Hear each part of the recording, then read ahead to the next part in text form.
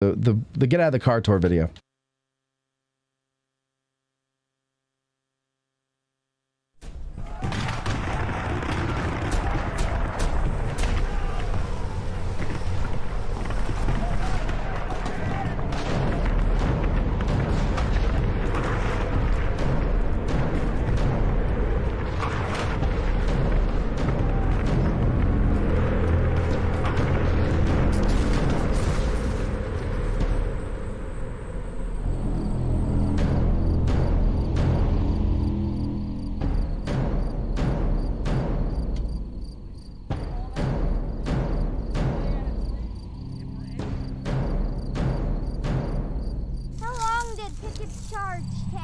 That's another great question.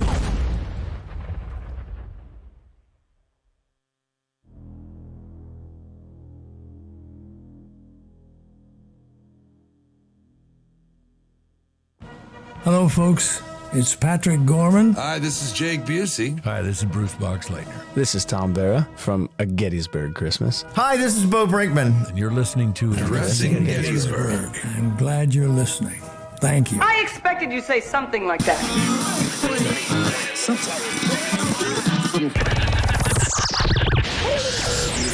Did you say Good night, everybody. bonfire? You're listening to Addressing Gettysburg today. I love this podcast. Hello, exactly. What seems to be the officer problem? Would you get out of here?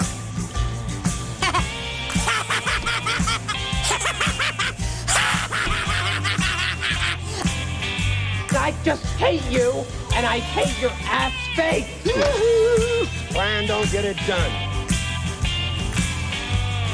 Oh, hello everybody. Welcome to this Thursday edition. It's our weekly edition, I should say, of Addressing Gettysburg Today. I'm your host, Matt, and sitting with me here is Bethany Yingling. Hello, Beth. Hello. How are you today? I'm doing great. And you? Oh, I'm just fine. You know, just I'm here, you're there, you know, and everything's great. Yeah, exactly. Exactly. Thank you, Eric Harmon. But yeah, we are here, and that is the fact of the matter. Yeah, so we shouldn't have showed up so early today because now we have nothing to talk about. We already talked. I know, we talked it all out. Good night, everybody. Good night. We're done. Show was over. You weren't here. Sorry about your luck. Now, do you want the sad news or the good news first? Sad. My dog died. Yeah, well, she was put down yesterday. I know you're saying, wait, I didn't know you had a dog. Well, I don't anymore, but I had a dog. Huh? This is the dog from previous relationship dog. So I got her from a 15? Yeah, like 2008. So however many years ago that was relationship. I got the dog out of that. And I kept her. And then got into another relationship. But this one, I moved in, and there was a kid, and the kid assumed the dog was hers because, you know, she's a little girl. Been there forever, yeah. No, I mean right away. Like the minute I moved in, she's like, my dog, you know. Yeah. And I was like, okay. You brought me a dog. And then when it was time to move out, I just Left broke my heart to leave the dog.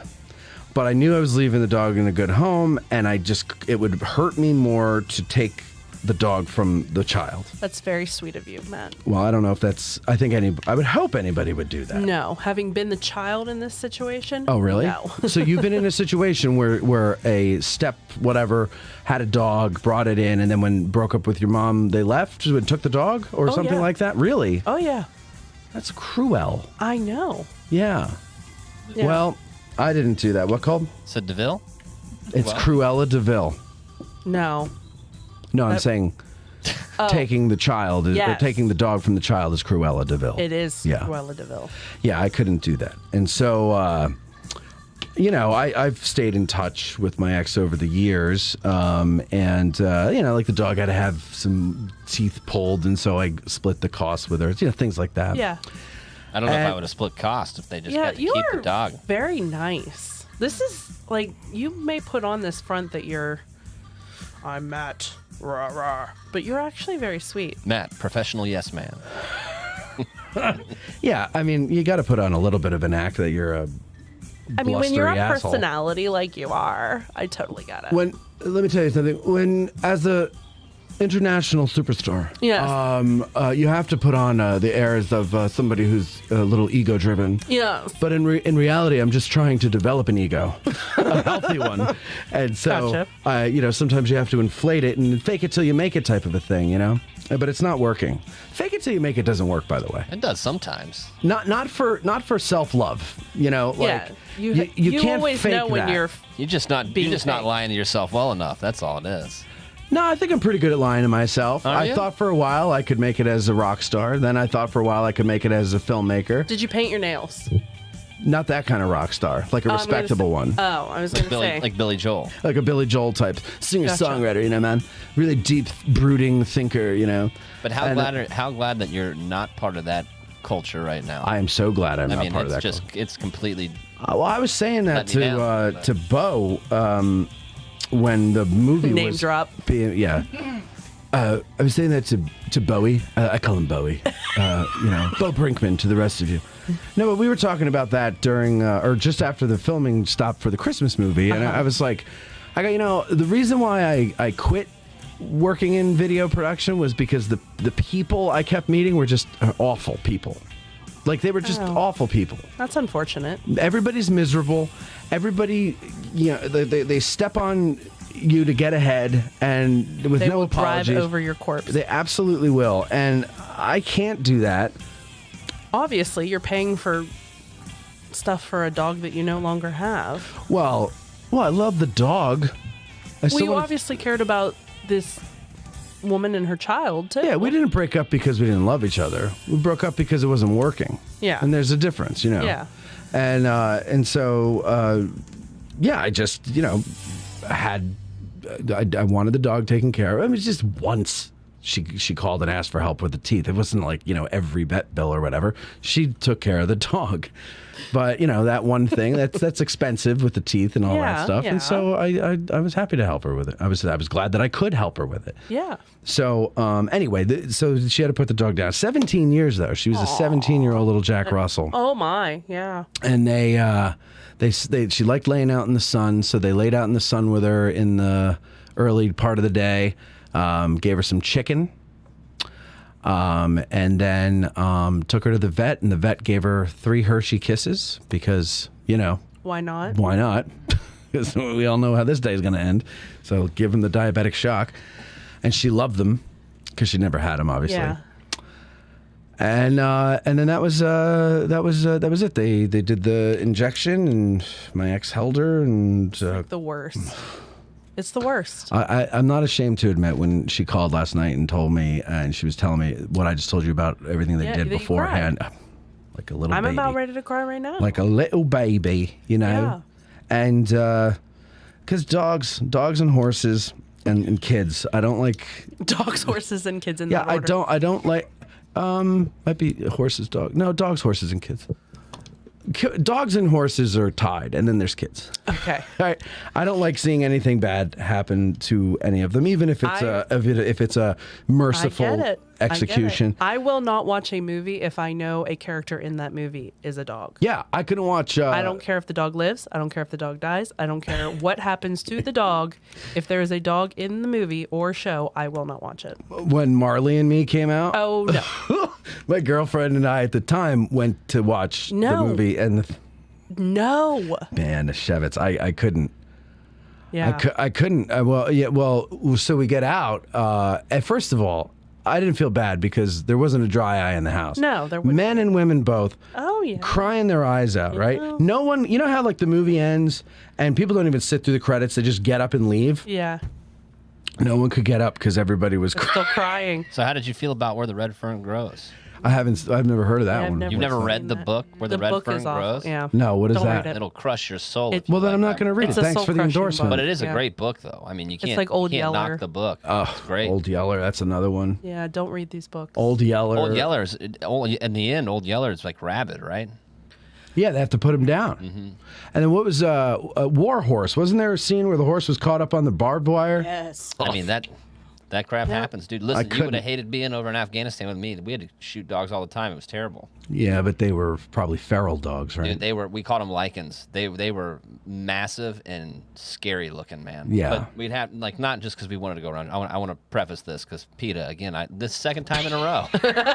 I want to preface this by saying you have to at nighttime because they would give away your position, right? So, like, you'd be moving through an area at night. Oh, dogs right, starts barking, right. You gotta put them down. Yeah. See, these are the things I would never think of. Well, that's why. Many reasons why I'm not in combat. Yeah, exactly. This is one of them. Yeah, and That was one of the more crappy things. I mean, honestly, like, gunfights were, for the most part, great. You know. yeah, sound wonderful. I mean, that's why I would go. That's What why are you I'll tell talking you about? this. That's why 100% of the guys I was there with went. They wanted to get in a gunfight. 100% of the guys there. You should have seen us before they drop you off at your base. Like, you're on your way to the base, and it's like children the night before Christmas. They cannot wait to get there. I mean, I'm sure there's an adrenaline rush to that. But this isn't even a new thing. You can read a Civil War book, and it's the same way. Like, that's just one of those things that has never changed. Guys that are getting ready to go to war are excited about going. Yeah. And they get there, and, you know. Well, is it like, because the waiting is the hardest part, as Tom Petty once told us. So there is a certain level of that anticipation. You're like, Very all right, let's just get this show on the road. You know, because you've already been away from home. By the time, like, you know, your travel to your base is like 2 to 3 weeks long. So 2 to 3 weeks of, you know, you're already on your way. You've already said goodbye to everybody back at home. And now you're just in this limbo, you know. Mm-hmm. And but yeah, everybody 100%. Everybody there wanted to get it. yeah, I think I can understand that. You know, it's like I said, it's hard to sit and wait. You know what you're getting into, or if it's your first one, you don't know what you're getting into, and you just want to get it over You with. want to find out. Yeah. You just want to find out, you know. What was it like the first time you went in? Well, Like- so for me, my first deployment was to Ramadi, Iraq, and by the time I made it to Ramadi, there wasn't a whole lot of gunfighting going on. It was IEDs was like the issue. Right? Well, I mean, when you had your first gunfight. When I had my first gunfight, honestly, at the end of it, we all get back. You know, I'll tell you two parts of it because it's kind of funny how this plays out. But to give you what my initial take and everybody else's initial take on it was, none of our guys got wounded in our first gunfight. Right? We did a really good job. No one got wounded. No one got killed. And so when we got back to our fob that night, we're all sitting outside. Everybody's smoking Forward cigarettes. operating base. Yep. And we're all sitting outside smoking cigarettes and laughing and telling stories and joking. I mean, you feel euphoric, man. There is not too many things that can compare. And my gunnery sergeant, he's salty. The guy's been in the Marine Corps for the entirety of both wars. He's seen everything, and in the infantry the whole time.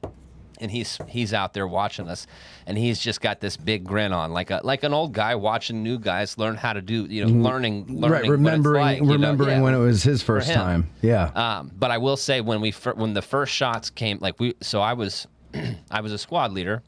Was on my second deployment, and we're walking from one compound to another. We're in a ranger file, so that's like a straight line basically. And you've got dispersion. You're not right up on each other. Right. And I'm telling one of my guys, he's joking around. It's a young guy. He's like 18 years old, and he is really funny, but he's joking around with the guy in front of him.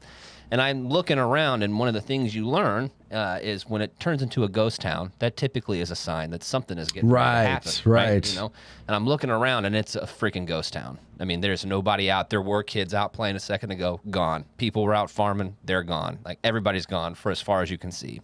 And I yell at him. I'm like, hey, pay attention, man. You know, I don't know if you've noticed, but it's a ghost town. And as soon as ghost town left my mouth, like you could hear, it sounds like bubble wrap popping. Yeah. But, you know, off in the distance. Right. But we didn't hear any of them fly by us. We just heard the bubble wrap sound.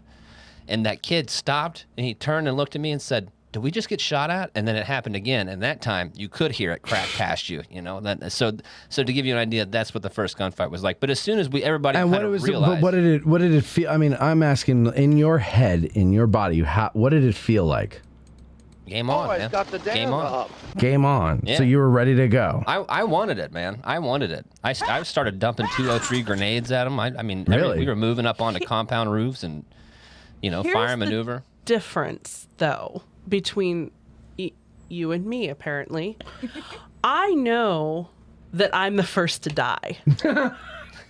Why do you say that? Because I know myself well enough to know that if it's gonna happen, it's gonna happen to me. And so I'm scared shitless. I don't care what's happening.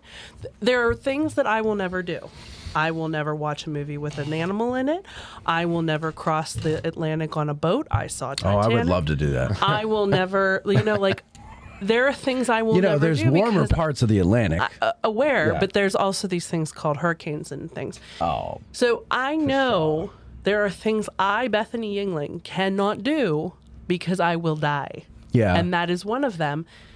And apparently the United States government also knew that because I never once had a recruiter come to my door. They just said they had a write up on you. They were like, not this one. They were like, this girl will give us away. I would be the dog they'd put down because they're like, Bethany, you got to shut your mouth. There's people here. Here's the thing about combat, though, man. And after you've been in it a while, if you like, for me, my second deployment, it was 6 months long. And we got into our first gunfight about a week and a half into the deployment. And from that point on, I was in at least one gunfight every day for the next 6 months. At least one. And something you start to realize as you get into more and more of these and things start happening, and it doesn't always turn out as a good situation, right? You start losing buddies, guys get wounded. And the thing you realize is whatever feeling you have about yourself or whatever thought you might have about someone else, it doesn't matter. It's so freaking random. It's all it is it's your time to go or not. There's such a randomness to it. I mean, there's so many times that a bullet missed me by less than a beard hair. That same first gunfight, I'm running up the stairs of this compound to go get on the roof, and a 7.62 from an AK-47, so a pretty hefty round. It will do incredible damage to the human body. Smacked the lip of this mud hut wall as my head started to break above it, and it smacked it at such an angle that it came up and hit the top of my helmet and kicked a bunch of mud into my eyes. That's how, in my first one, that's how close I came. But I didn't get a scratch on me that entire deployment. So did you ever get a scratch on you? No, I never got wounded. I made it through both deployments without any wounds. You didn't even scratch yourself on like a piece of metal. Like I see this finger I've got here. a hangnail.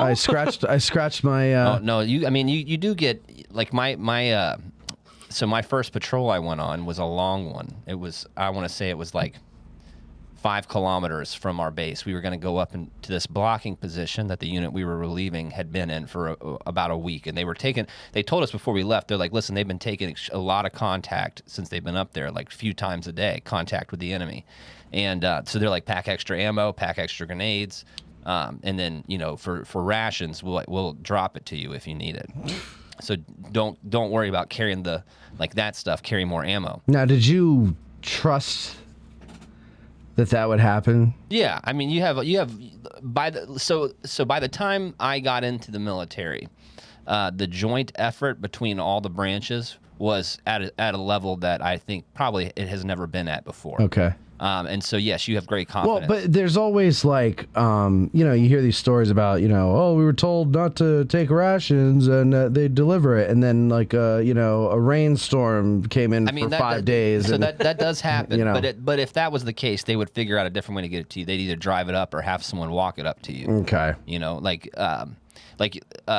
Because there were many times where we would need something and it would be black air conditions. Black air meaning like they can't have any air assets. Oh. And whether it's a storm or whatever. But that being said, war's freaking random. The longer you're there too, you start really dwelling on your own mortality, and you do get to a point to where you just accept it.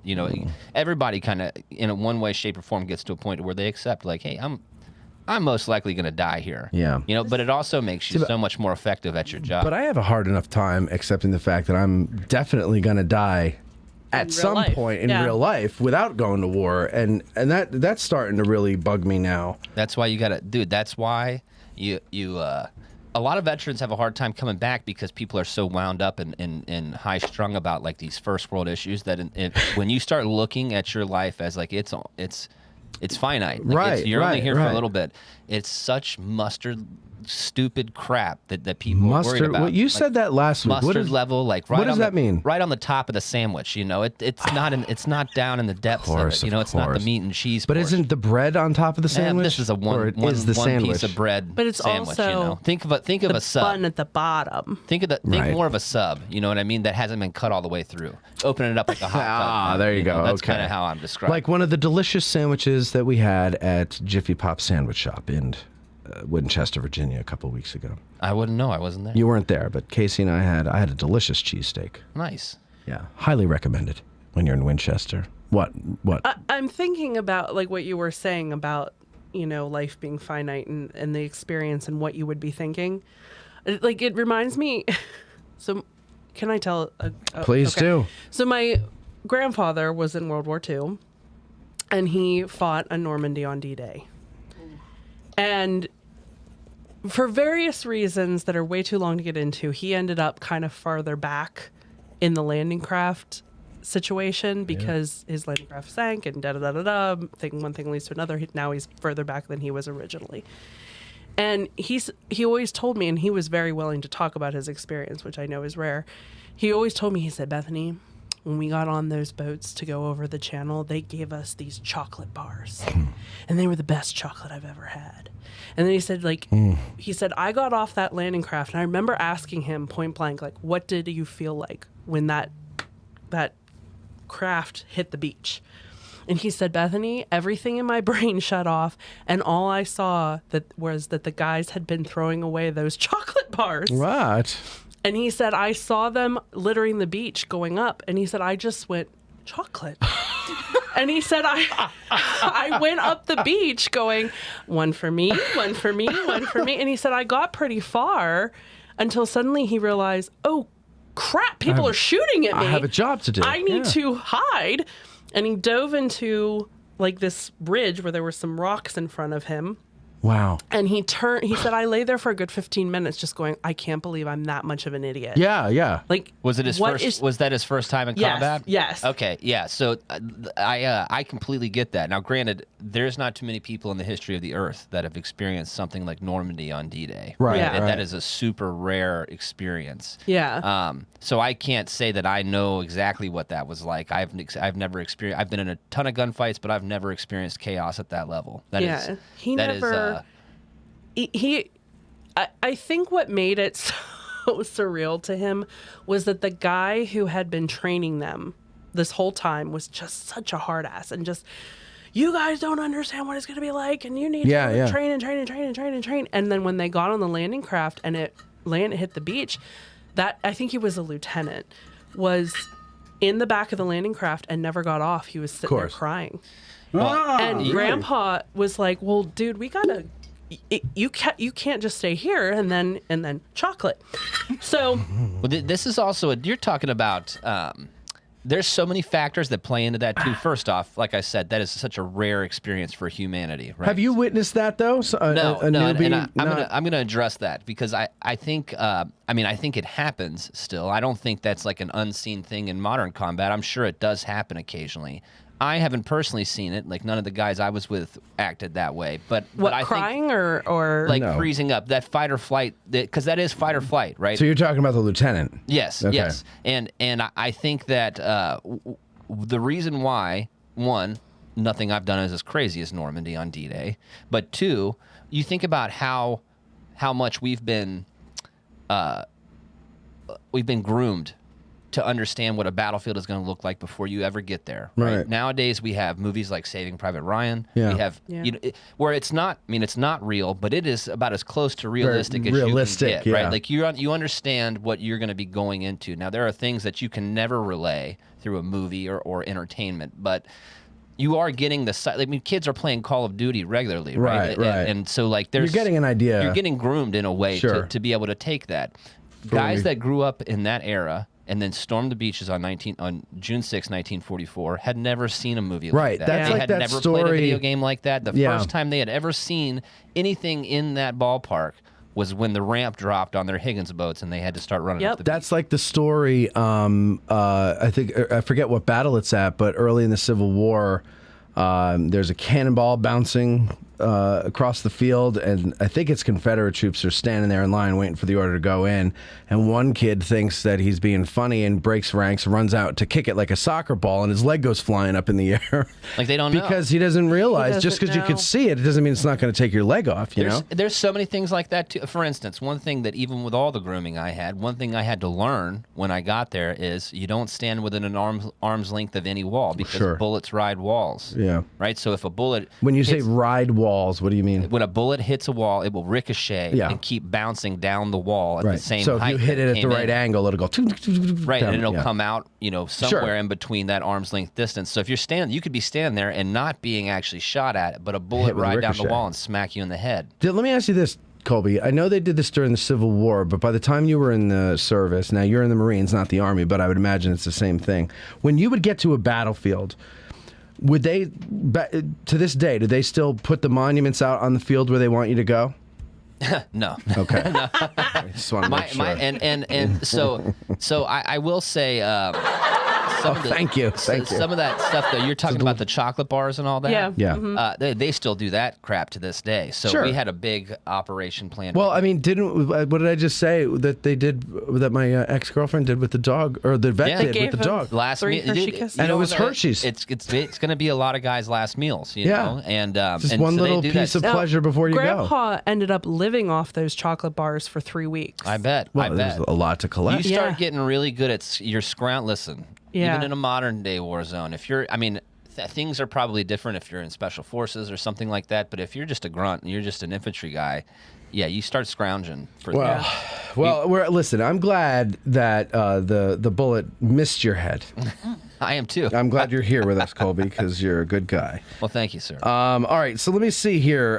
What else? Oh, just don't forget, ladies and gentlemen, if you're local and you have or you know someone who has property that you rental properties, preferably out of town, doesn't matter really where it is, as long as it can house 7 people. It's a family of 7. I said, try selling some of them. He said, I tried that, but she won't let me. I know about a house up for sale. Well, that's right. There's a house by you for sale. Mm-hmm. Oh, I should. Well, you know what? I should. You might want to look at it, man. Yeah, I'm not there yet. Especially after the taxes I just had to pay. It'll be okay. You get ahead, and then Uncle Sam says, "Oh, look at those gains you made," and then takes them away, and then you're like, kind of really helped this year with that. Well, for the past 3 years, really, is having a child. I was shocked. So you're saying I should knock somebody up so I can get the tax credits? That's going to cost you more money. Exactly. Thank you. That's not what I said. Uncle Sam is cheaper than baby mama and child support, ladies and gentlemen. Come on. Go ahead. I said it does help with your taxes. They are very kind. I was shocked as to what I got back for having a child. Yeah. Well, I know, and that's probably why there's a lot of broken families out there, because it's you get more money.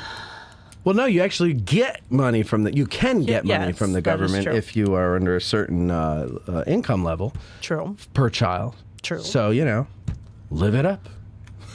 I don't recommend the stuff that happens the other 364 days of the year if you're not prepared for that. Wait, what happens on the one day of the year? When you get your tax check. Yeah. It's you get it every month. You get monthly. Well, you're talking about your refund. Okay, we're talking about tax refund. I'm sorry. Okay, well, whatever. It's great. Okay, well, good for you. I'm glad you have a child and you get rewarded by the government. Meanwhile, the rest of us have to pay full freight. You're welcome. You're welcome. Because that's probably my $1,200 you're getting. It is. Yeah. Okay. I specifically asked for yours. Yeah. Well, can I have Matt Calories? Yeah. I really. Anything that Matt like Calorie pays into this system, can I please have it back? Thank you. Okay, we'll allocate Calorie to Yingling. There we go. Because I have to put up with his shenanigans on treat her like a Yelper the next time she comes over for dinner. Listen, It seems like the least they could do. I can't. You are within pen throwing distance. Listen. I want before the show. There was a song that was cracking me up last week, and it still cracks me up. And I was saying to the people here, I was like, should I play it during the show? I can't air it for copyright reasons and for decency reasons, but. Maybe but there is a way that I could play it and we only hear it in our headphones and then the audience could listen to us reacting to it. But I'm glad that I played it before the show because it really wasn't as much of a reaction as I had hoped. You guys didn't think it was as funny as I thought. I was doing this. Oh, you were working. And Yeah. my mum brain. It's teed me up for a lot of great one-liners though since then. Oh, there's so many good ones in there. Yeah, the Yelper Special is the name of the song from South Park. If you want to look it up yourself, but you are being warned. Yeah, about don't it is listen vulgar. to it with children in It's the car. by vulgar. It's by the guys from South Park. Yeah. So just you should. That know. should, That yeah, should tell you self-censor. everything. Exactly. All right, so let's see. Oh, Debbie, our Googler, Debbie Jones, she's got a story. What's your story, Debbie? So this is The story of a girl who cried a river and drowned the whole world. Go ahead. this is a story of the close encounter of the beaver kind. Whoa, easy. Of the beeve kind. Our comment section is going to start getting raunchy again. They are. So Tell us about your beaver. I was out on shut up. I was out on Crawford Avenue. Okay. I enjoy going out there just with a book to read. Sure. And so I don't know if you know, right past the first curve, there's this lovely rock that looks sort of like a lounge chair. Yes. I know exactly which rock you're talking about. Yes. So I was hanging out there, and I'm laying on the rock. I have the book in front of me, and I'd been out there for probably 45 minutes. Did you get chased by a beaver? Hold up. Not chased, but Suddenly you're there's beginning to see where this is going. Spotlight. Wow. Wanted Okay. to put a little fill light on you. You had too many Well then. shadows on your face. Go ahead. Anyway, all of a sudden I hear, and you hear all sorts of animals out there, the frogs and the birds and everything. Right. And I hear rustling in the grass. And I look over and there's some animal there. And at first I thought it's a bunny. Loads of bunnies out here. It's brown, whatever it is. That's what Matt says when he sees beavers too. Oh, it's a bunny. It's a bunny. And it moved a little closer. I mean, it couldn't have been 4 feet away from me. And I realized that is not a bunny. The face is all wrong. There are not stand-up ears. Mm-hmm. And I thought, it could be a groundhog, but is that a beaver? You saw a beaver. It turned around and went back in the water, and I saw the tail. And it was a beaver. It couldn't have been It more tried to than come the at you. body was like this. They're long. small. Yeah. Well, Yeah. they can get very large though. So I'm wondering if this was one of this year's babies. Maybe. Because it was maybe like the size of a big guinea pig. Well, Veronica and Oh, I were my. out Yeah. there. Beth, weren't you with me and Veronica out there one time? We saw the beavers over in the lodge. We didn't see them. We were out there, but we didn't see So them. I was out there with Veronica another time. Oh, it was Kathy. Me, Veronica, and Kathy. We were out there, and we saw the beavers with the Kathy. Yeah, thank you, K-Dog. Kathy. That's very If sweet you of you will. to confuse me with Kathy. Oh, you're welcome. You're very welcome. She's so cute. But yeah, we saw the beavers out on the lodge, swimming around and then jumping up on the lodge, and they're like, ugh. But yeah, they're really small. Yeah, it was About it this was big. cool because like I said, it couldn't have been more than about 4 or 5 feet away from me, and I'd been sitting there for all that time. I'd never seen one.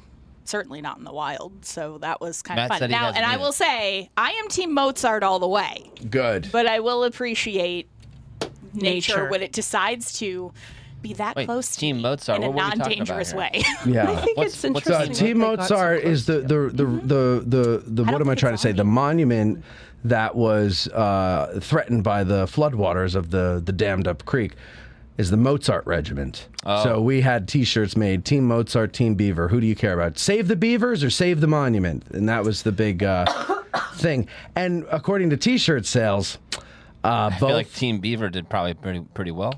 tie. Really? Yeah. And every time one would sell one more T-shirt, the other one would catch up the next day. Yeah, I swear to God, it was just like everything else in this country. We're split right down the middle. Yeah. We can't agree on anything. Beth, you're on the air. Like I am. Hi, guys. Hi, how are you doing? Good. I had some wonderful news this week. Oh yeah, what? I was offered a position at a law firm in New York, so I am moving to Gettysburg. Oh, that's congratulations! awesome. That's awesome. So when are you moving? Mid-June. Kids get out of school the first Friday in June, so I actually got a tentative move-in date of June the 8th today. So. Nice, very good. Well, congratulations, Beth. The screen says good news, and I know of a rental. Do you know of a rental too? Or do you need to find one too? I know of a rental. No, I looked at this place, but the other place I put in for it, he got back to me thicker, but it's a single-family home. It's 4 bedrooms, 2 baths. It's down on Biglerville Road, I believe. Okay. I'll give you the link. Oh, yeah. Okay, perfect. Thank you. Yeah, good. Yeah, I know there's been a couple of people. You all right, Beth? Beth's choking. You okay, Beth? You need the Heimlich? No, okay? You all right over there? A tickle. Okay, she had a tickle in her throat. Everything's okay now, Everything's folks. okay. I'm gonna be all right. So, No dying on air. a few people were very kind enough to send me some links they saw last week. After last week's show, I should say, in the course of this week, they sent them, and I sent them along to Dustin. And some of them he'd already found. One of them he'd actually spoken to the owners. So, we're getting closer. We're getting closer. And with the help of our Getty's Nerd community, we might actually find Dustin a place. Yeah. So good. Well, congratulations to you, Beth.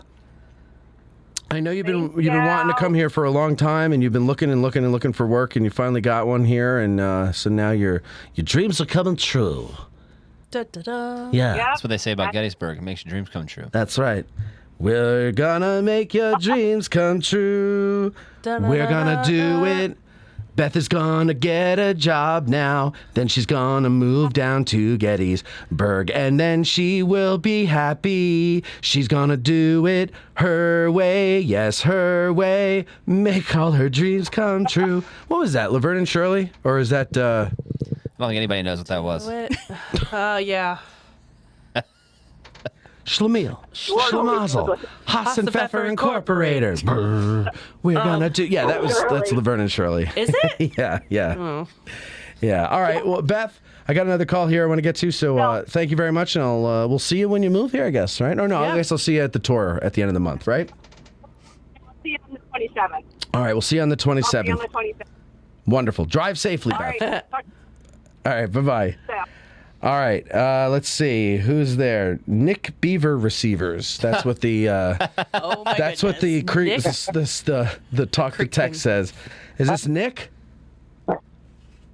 Yep, Nick. How you doing?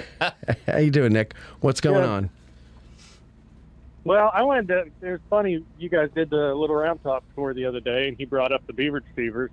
I wanted to bring that up last year, but every time you had a live show, I wasn't able to call in. And anyway, So you're saying the date, moving the day to Thursday is better because now you can call in, right?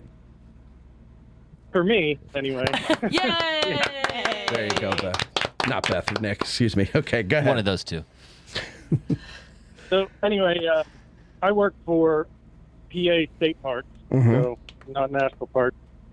We, the one park that I work at, we were having beaver problems there that were very, very similar to the Little Round Top issues.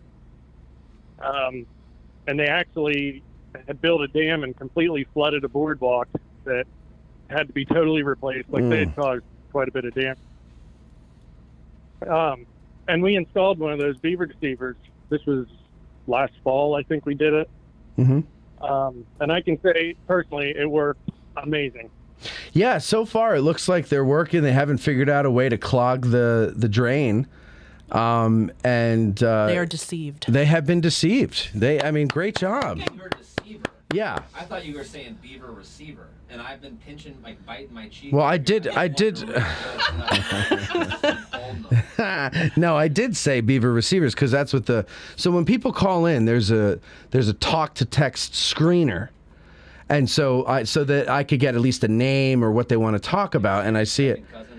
Yeah, like third or fourth cousin who married a first cousin type of thing. Yeah, because it's like it never comes out what they say. Sometimes you get, Nick and Beaver, we got right, but he said deceivers, and it says receivers. So, But, yeah, so I'm sorry, Nick, go ahead. No, that's all right. That's all I wanted to say. We had personal experience with them, and so far it's been working great. And it's something to do with the beavers can't hear the running water, so they don't try to plug that hole. Oh. See, now, if I was God, I would have created them so that they could hear running water, because if the whole purpose is to dam things up. Well, they can't, but they can't with the way that beaver deceiver is designed. Is blocking So the if they sound. hear the running water, plug it. Right, because it's many, many feet from the drain to the outlet of the drain, which is on the other side of the dam, so they can't hear it. Is that what you're saying? Right. Yeah, I guess if it was like you can go in there and break the dam up all you want, and they just go right back and patch it. Yeah. You know. So did you? With these, I'm sorry. Water and tell that it's draining. Right. Did you happen to listen, Nick, the other day to the Chris Gwynn show when he came on? Yeah. Okay. I just listened to it this morning. Oh, very nice. What'd you think of it? You like when Chris comes on? Oh yeah, I love Chris. Yeah, everyone loves we all Chris. love Chris. Chris is a great guy. Yeah, we'll let him know you love him. But yeah, that's fine. Well, no, I'd like to. I'm the reason I'm asking is because I want to know from the listeners. Like, do you find it helpful when we have Chris on or Steve Sims on? Or is it just kind of like a novelty, or is it stuff that you guys are interested in? I guess is really what I'm asking. No, I think it's great. Keeps everybody updated on the park. Gives them an outlet too, out there. Yeah, right. That's the whole idea, is that you guys get information, they get an outlet, and everybody's happy. So yeah, I just want to make sure it's working. I'm just glad that you're just glad they're willing to get out there and go on the show. I am too. Absolutely. I think if when government people do that, I think it's good, because it's people want to hear from them. They deserve to hear from them. Yeah, definitely. And especially, with Gettysburg and Little Round Top and stuff, and how nervous everybody has been, That's a project that could really go sideways, just on so many levels. Yeah.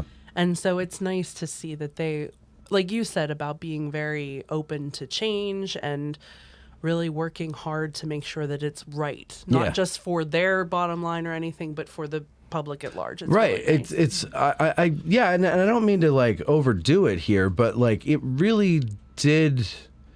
I guess the term would be mean something to me when Sims was taking us around up there, and he was going through all these things and showing that they're like, well, we figured that once we got out on the ground and we saw it, we're like, nah, that's really not going to work, so scrap it. We delete it from the plan. And I don't know. I mean, maybe they do that in government, but I've never heard of that. I mean, you always hear about government projects taking too long and all these things, and maybe this will still take a long time, but it's very weather dependent. But usually it's just a lot of waste and a lot of extra stuff, and I'm not seeing that with what they're doing up there now, and I think that's good. And I think everybody's going to be very happy with it when they see it. Yeah. Of course, there's going to be one or two who are like, oh, well, but I can't walk down to the 16th Michigan straight from the 44th New York anymore without taking this new I used to just climb over the wall. Yeah, that's the problem. Yeah, exactly. I'm sorry, Cole. What was that? There's always a Karen. Yeah, or what is a male Karen called? A Ken? I don't know. A Ken? Well, no, I like Chad. I can't. Yeah, let's call him Chad. Ken's a good guy. Yeah. A Chad? I don't know. Is that what it is? I don't know. I've heard the what's term. What's a guy name that nobody knows? Nobody knows one. Colby. We can do a Colby. That's all right. There's not enough Colbys out there. No, but Colbys I've known are not. They're cool. Karen-like. They're cool, man. Well, and Colbys are like cheese. Everybody loves cheese. Well, that's true. That's true. Nick, you were saying something. We cut you off. That happens a lot. Well, the other thing, having those guys on, is obviously I work at the state level, so it's not nearly, the criticisms that we receive, I'm sure, are tenfold compared to them, or they get more than we do. Oh yeah. But I got to say, I love that Chris handles it, even when people call in. I mean, he always has an answer, and it doesn't sound like the typical government answer. Right.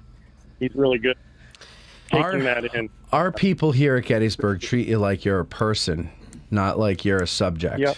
Yeah, and that's what I like about our park. I work. Not that other other parks do that. I don't go to enough parks to know, but I'm just saying, that they recognize that people are concerned about Little Round Top. You've just been uninvited from Antique. I know. I really shouldn't say that, but I work with them, with the park people every day, and there is not a single person there that isn't just legit genuine. Yeah. That they love what they're doing.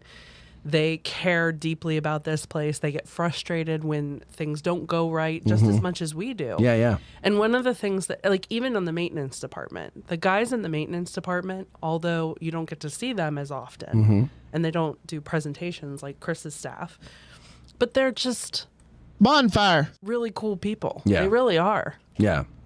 I enjoy them anyway. It's a great place to work. So I mean, why wouldn't you?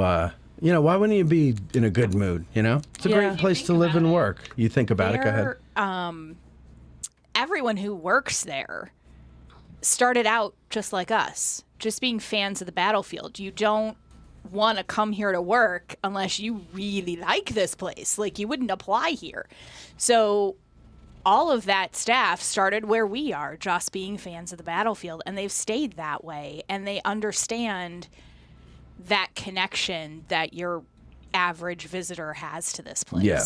And so I think we get a very unique situation where they are extremely willing to not only just chat with the public that comes in, but chat with podcasts, knowing that they're then reaching more people who care deeply about The world. this place. They're reaching the world. Yeah. So this is a very unique place. I don't know It how is. many other It places is. have quite this back and forth relationship with the Park Service. Yeah. Yeah. No. Yeah. No. I know. Yeah. Well, I'm sure many would in other places, but maybe the administrations at other parks aren't willing to do that. Like, that's a big thing, and I think Steve Sim deserves a lot of credit, because there's been superintendents before who won't hate bothering with the public, won't deign to lower themselves. Hearing the bad comments. No, I'm not even talking about that.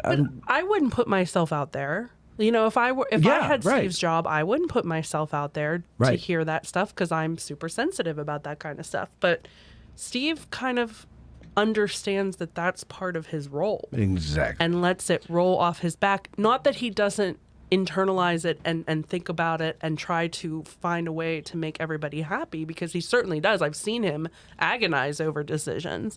But I really think that he has that kind of attitude where he knows that he's a public servant. Yes. He's going to hear both sides. But he all also the time. knows that by communicating with the public and answering their questions, you're going to calm the public. It's when you don't hear from these people, but things change. And the rumor mill gets going. And then that's when the rumors get started, and that's when you become, the man in the high castle. And I think he's doing a great job. I really do.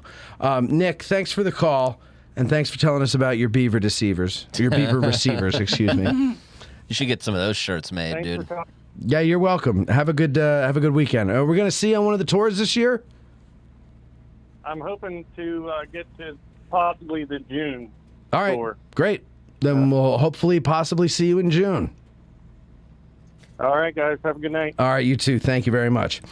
All right, so ladies and gentlemen, what we're going to do is take a break, and we'll come back after it. Aren't you glad you used Dial? We are too. We'll be right back.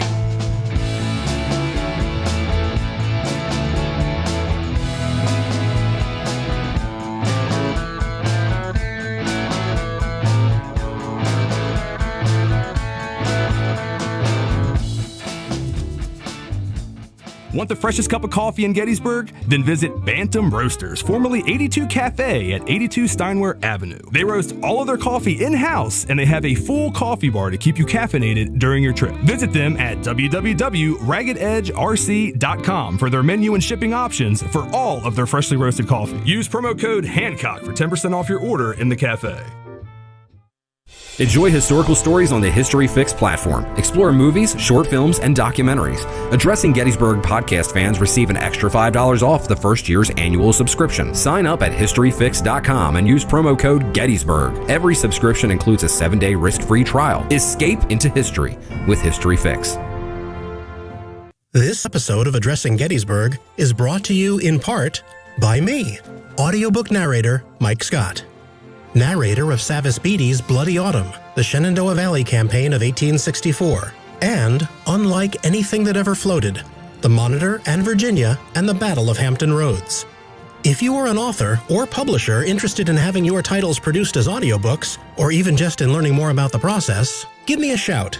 You can find my contact info on my website, MikeScottVoice.com. That's MikeScottVoice.com. The 1863 civilians of Gettysburg were reluctant witnesses to the Great Battle. Join Ken Rich, the man in the red shirt, for his historic town walking tours. You could book these tours by emailing ken@gettysburgtownhistory.com. That's ken@gettysburgtownhistory.com. And when you're in town, look for the guy in the red shirt. And Civil War Trails. It's the world's largest open-air museum, and they offer over 1,300 sites across 6 states. Drive the Gettysburg campaign turn by turn, paddle to Frederick Douglass's birthplace, or hike to remote earthworks and artillery positions. Visit civilwartrails.org to request a brochure and explore their interactive map. Follow Civil War Trails and create some history of your own. You're listening to the Addressing Gettysburg podcast. Over 1 million total downloads and counting. You're back with AG Today. Dollar bills, y'all. Hey, Bethany, why are you crying? I'm not crying. Don't cry. What happened? I feel bad. What happened? Apparently, people think I'm gross for saying. I'm sorry. Come into the microphone and say that. Apparently, people think I'm gross for. They think you're gross. Thanking the government for giving me money when I'm being sincere for thanking them. Oh, you should never thank the government. Oh, why? Yeah, because that's gross. That's not what I meant at all. I know. No, you were saying what? That I pay taxes with no benefits, and you get benefits because you have children, Yeah. right? Yes. And then I wasn't. They are the future. Trying to be a jerk. I try to be responsible and not have children, and you go ahead and just kids everywhere for the tax breaks. That's not what I meant. In fact, that's your son's middle name, isn't it? Ezra Tax Break. Yingling. No. No, I know. We're just teasing Poor you. Ezra. I'm sure he doesn't mean you're gross. He probably what was the quote? What did he say? Or she? Was it he or she? I don't know. Bambi's in the name, so Bambi. Take it as you will.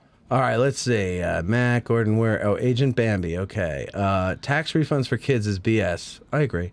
Gross. Vomit. To celebrate handouts. Did you see what he said just now? But I'm sorry. I was just being silly. I understand what you're saying. Okay, good. Because I really. She didn't want to say anything. Agent Bambi. Remember what I said earlier, that I am legit the most sensitive human on the face of the planet. And apparently very gullible. I take everything to heart. Yeah, I was going to go home and legit. Well, you already started about crying. Poor Agent Bambi and his thoughts. on me. No. So just so everybody knows, when the commercial, as soon as I mute the microphones, she goes, "Apparently I'm gross." I did not say it like that. And I go, "What?" And she's like, "I'm gross. Apparently I'm gross. Somebody said I'm gross because they thank the government for tax breaks." And I was like, "Okay, Beth, get a hold of yourself. Relax." And she was all. I wasn't crying. He's just sorry after sorry. hey, Agent Bambi, he's pulling your chain right now. No, Agent Bambi, I am not pulling your chain. She was crying. Like and it's amazing that we got her calmed down in the 2-minute break. I mean, I was like, oh God, we're going to have to go to the second break right away. I was worried, but it's only because I take everything very seriously. Yeah. And I want people to love your show. So I don't want people to think that I am bringing your show down because I said something. No. Veronica's a card-carrying communist, and people still like her. So, I mean, you're okay. Just because you like tax breaks for your children. That's okay. So is it time for the second break? All right. Now I'm going to start. Cry. I'm going to start crying now. Breathe. It's okay. Breathe. Fan. All right. Bumped into your buddy. Oh, he says, "Oh, Bethany, that was Estella. I love you. Now I feel bad, and I never feel bad." Oh, good. Well, at least I feel bad for making you feel bad. He's like the Tin Man. He finally she feels bad something. for a different reason. See, I told you we shouldn't have said anything. No, you always say I'm something. gonna feel guilty for the next 5 hours about this.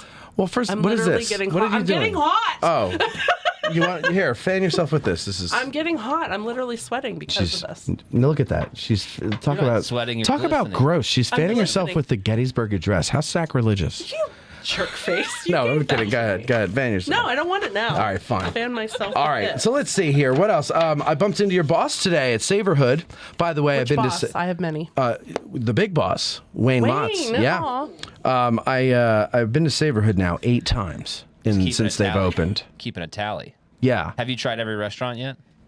You haven't, have you? No, well, let me think. I did cheesesteak twice. I did the Mexican place twice. I did barbecue, and I did the seafood. I have yet to do potatoes. Oh, and I did grilled cheese today. Potatoes. I haven't done potatoes. I haven't done. Ezra did the grilled cheese. What's your favorite place so far? Oh, you know what? That's hard to tell. It's hard to say because they're all good. Did you try the pizza? You said pizza. I haven't tried the pizza yet. Pizza was pretty good. I had that. Yeah, I had a bite of Taylor's breadsticks. The cheese, whatever it was. That was pretty good. The bread, I love that fresh. It's nothing better than fresh bread. What a sin that it's so fattening. I had 2 days in a row. I had the deep fried deviled eggs. Deviled eggs from C3. Somebody said that today that I got to try Tony. that. Shout out to Cottrell at C3. I know Cottrell. We used to work together at Spirit Fields. Well, I don't know Cottrell, but I'm sure you're wonderful. Great guy. Well, I don't know him that well, but I think he's a great guy. He's a nice guy to hang around. He's a nice guy to work with. Yeah. I think one of the crazy things about that place. So I took Ezra, who's 3. Ezra Tax Break. Ezra Tax Break. And I was worried because it is a kind of open, cavernous space, as it should be. And I was worried that the noise would like freak him out, like just because it's just a lot of commotion going in there. Do you usually keep him in a closet or? No. But kids love noise. He's also, we have to remember, he's a COVID baby, so he hasn't really been very many places. He hasn't been socialized. Big crowd thing. Yeah, big crowd things and stuff like that. Like I gave birth to him the day they shut the state down. Get him around a drum set. So he literally, it'll be all fixed. You have me to thank for that whole pandemic. But he was great.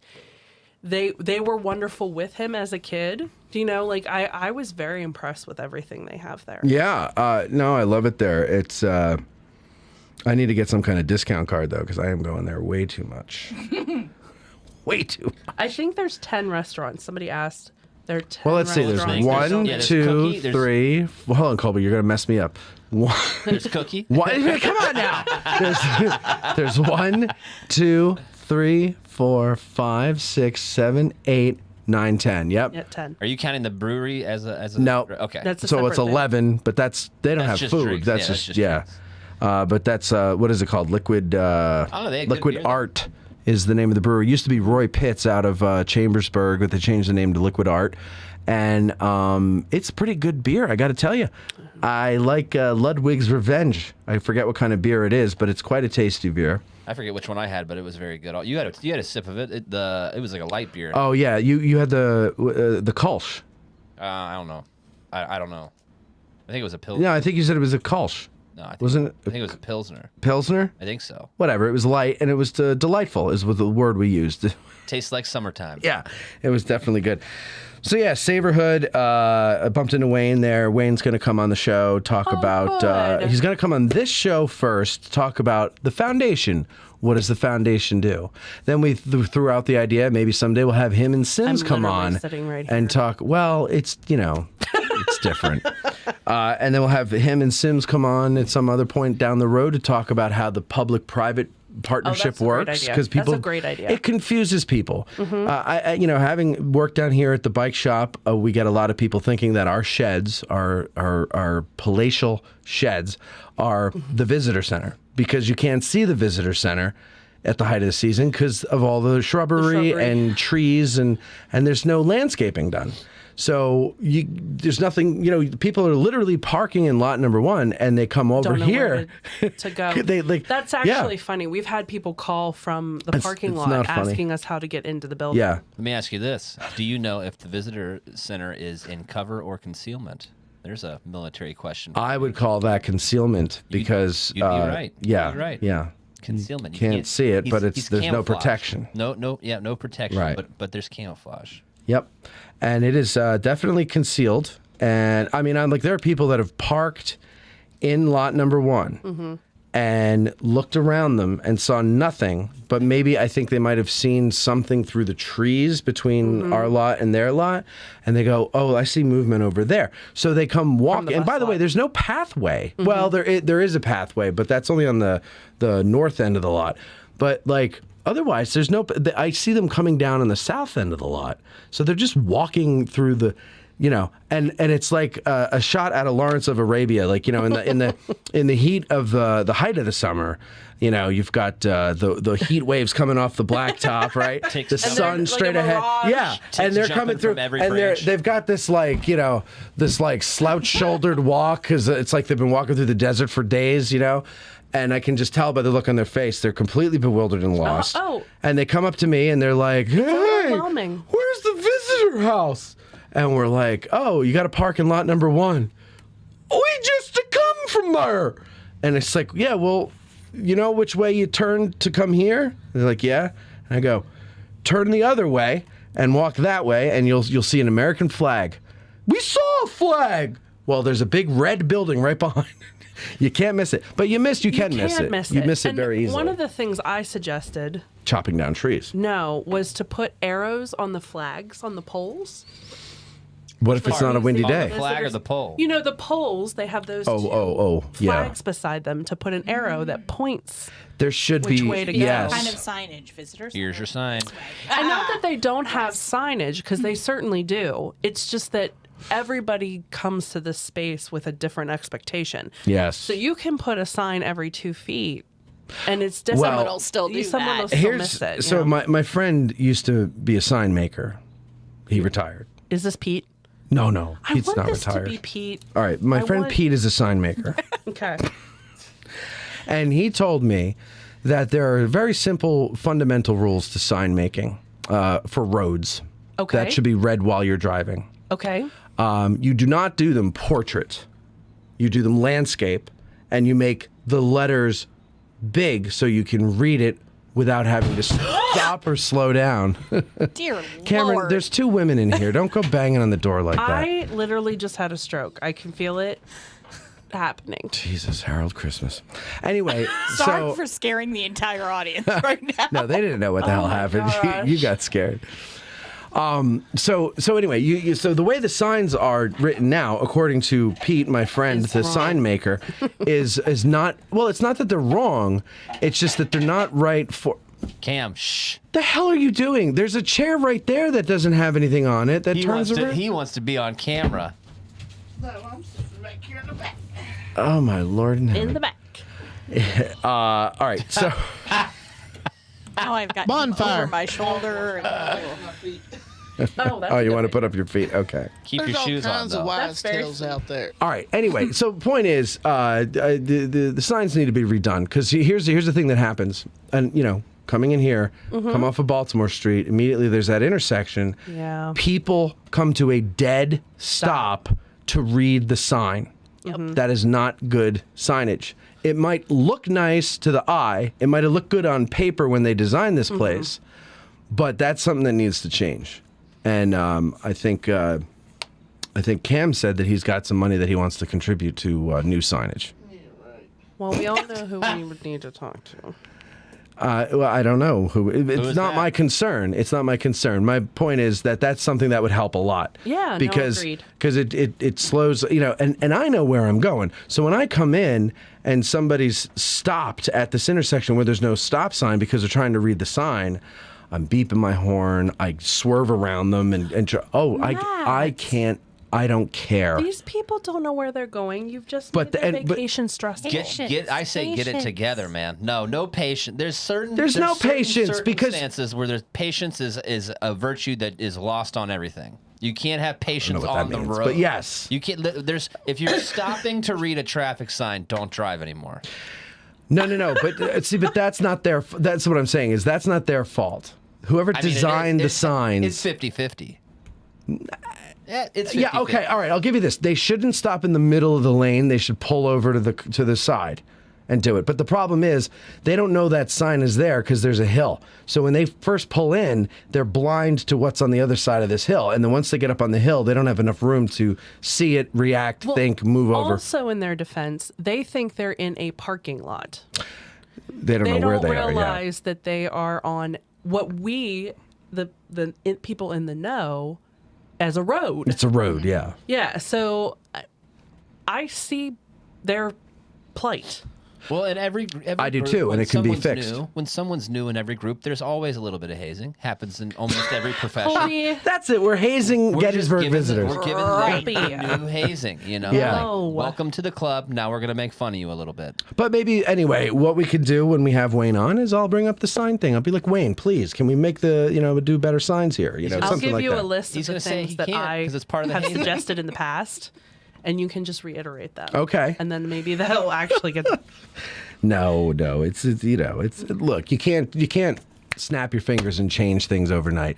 Everything No. has to go through a process, and there's money, and it's not. Fortunately, we talk like it's so easy. I but know. It's not. And truthfully, I have caused my own problem because I am well known for being a goofball.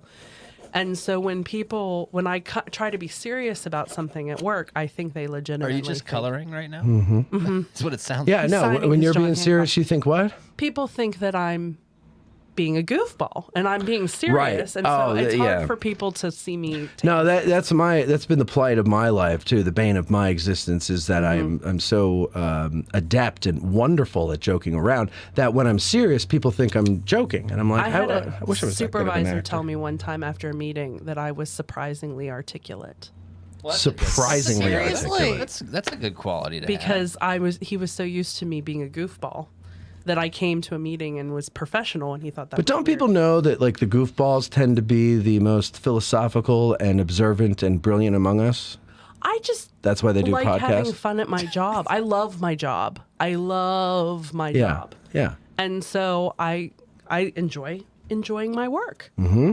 And It's nice to that's be able weird. to enjoy your work, isn't it? Yeah. Yeah, I agree. Should teach Matt how to do it. Yeah. I know.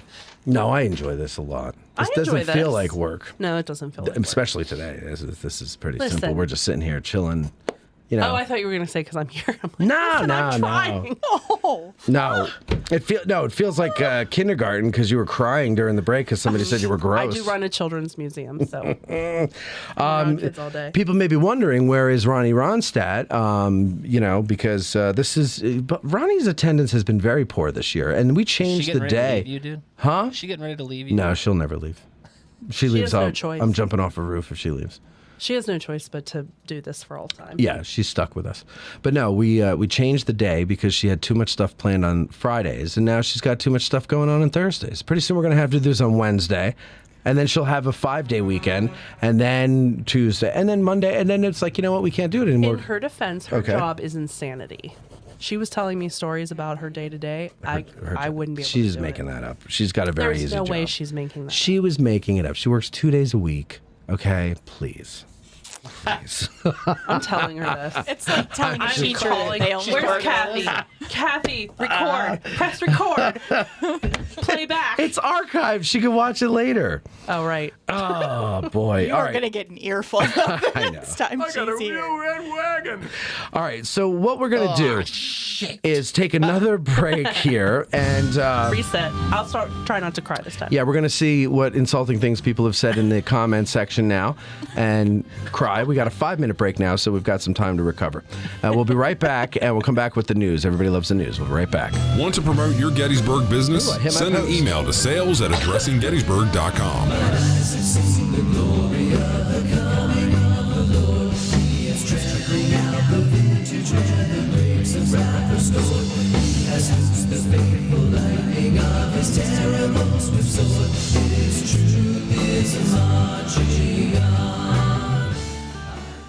Seminary Ridge Museum and Education Center, Gettysburg's premier museum, is housed in the historic Lutheran Seminary building constructed in 1832, a witness to the first day of battle. The museum's 3 floors of exhibits connect visitors to the dilemmas that led to the Civil War, provide a powerful and personal view of the battle's first day, and explore one of the battlefield's largest hospitals. No visit to Seminary Ridge Museum and Education Center is complete without a guided tour of the building's famous cupola, where on the eve of battle, officers and civilians saw thousands of Confederate soldiers' campfires burning to the west, and Brigadier General John Buford watched for vital federal reinforcements as fighting erupted on the morning of July 1st. Today, you can stand where Buford stood and discover how this view helped chart the course of the Battle of Gettysburg. Your trip to Gettysburg is not complete without a serious visit to Seminary Ridge Museum and Education Center, Gettysburg's premier museum. Purchase tickets online at seminaryridgemuseum.org or call 717-339-1300. To get tickets or a cupola tour, listeners may call or walk in and mention addressing Gettysburg, or by ordering online using the promo code AG1863 for 20% off. Seminary Ridge Museum and Education Center.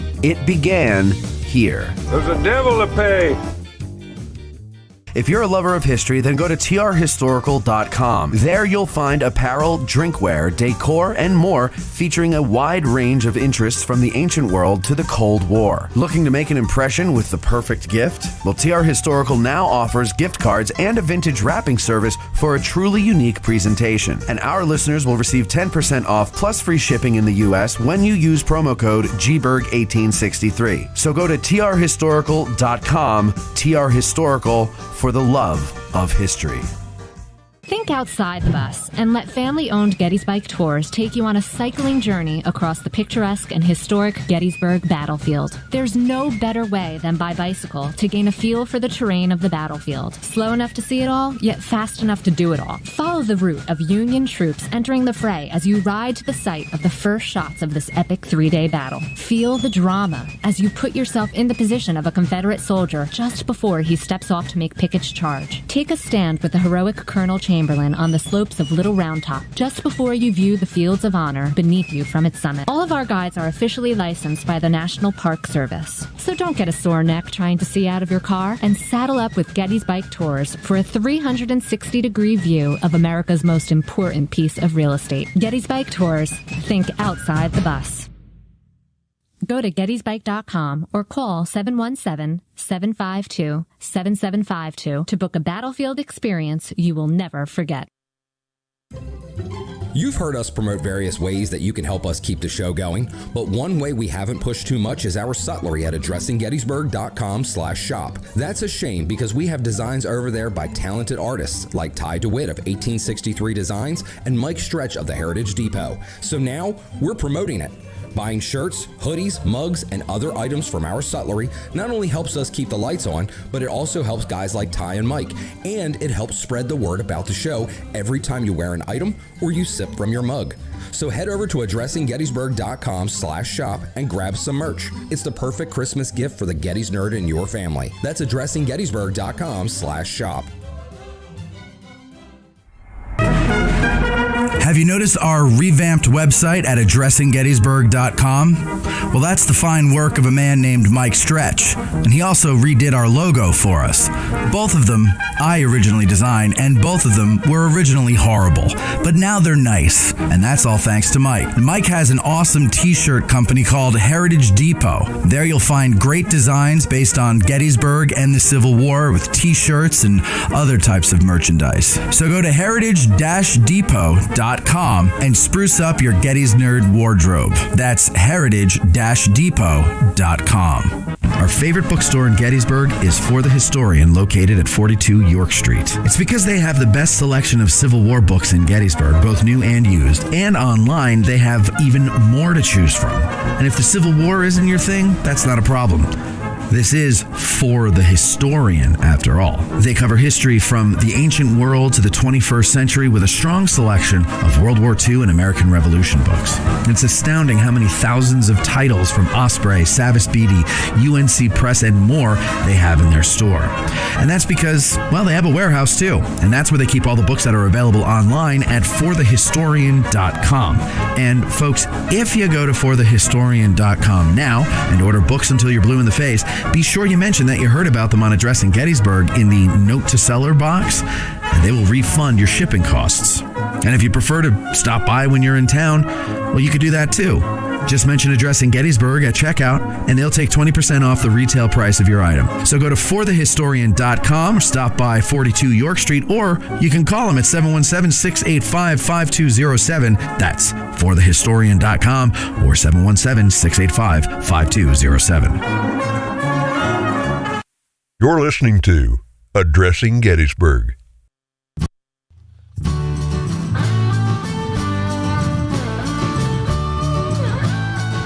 You're listening to the man who refuses to travel while single. Oh my God. I love that I never read these before I start doing. Okay, all right. You're listening to the man who refuses to travel while single. Here's Matt. Hello, everybody. All right. Well, no, you got it on your head there. You don't need to move that one down. So, Bethany, are you okay? I'm good. By the way, you want to tell everybody what you discovered about that plastic jug there? Let me see if this one does too. Here, let me smell yours. This one smells weird. Yeah, it smells like feet. Yeah, like you probably had your feet in it, and then you told me to drink it. No, this is when I. Yeah, this I dumped. Okay, so I was washing. It's a Christian thing to do to wash somebody's feet. So You are so full of crap. no, it's just no. Smell this one. It's not as bad because I think it's the water actually. Great.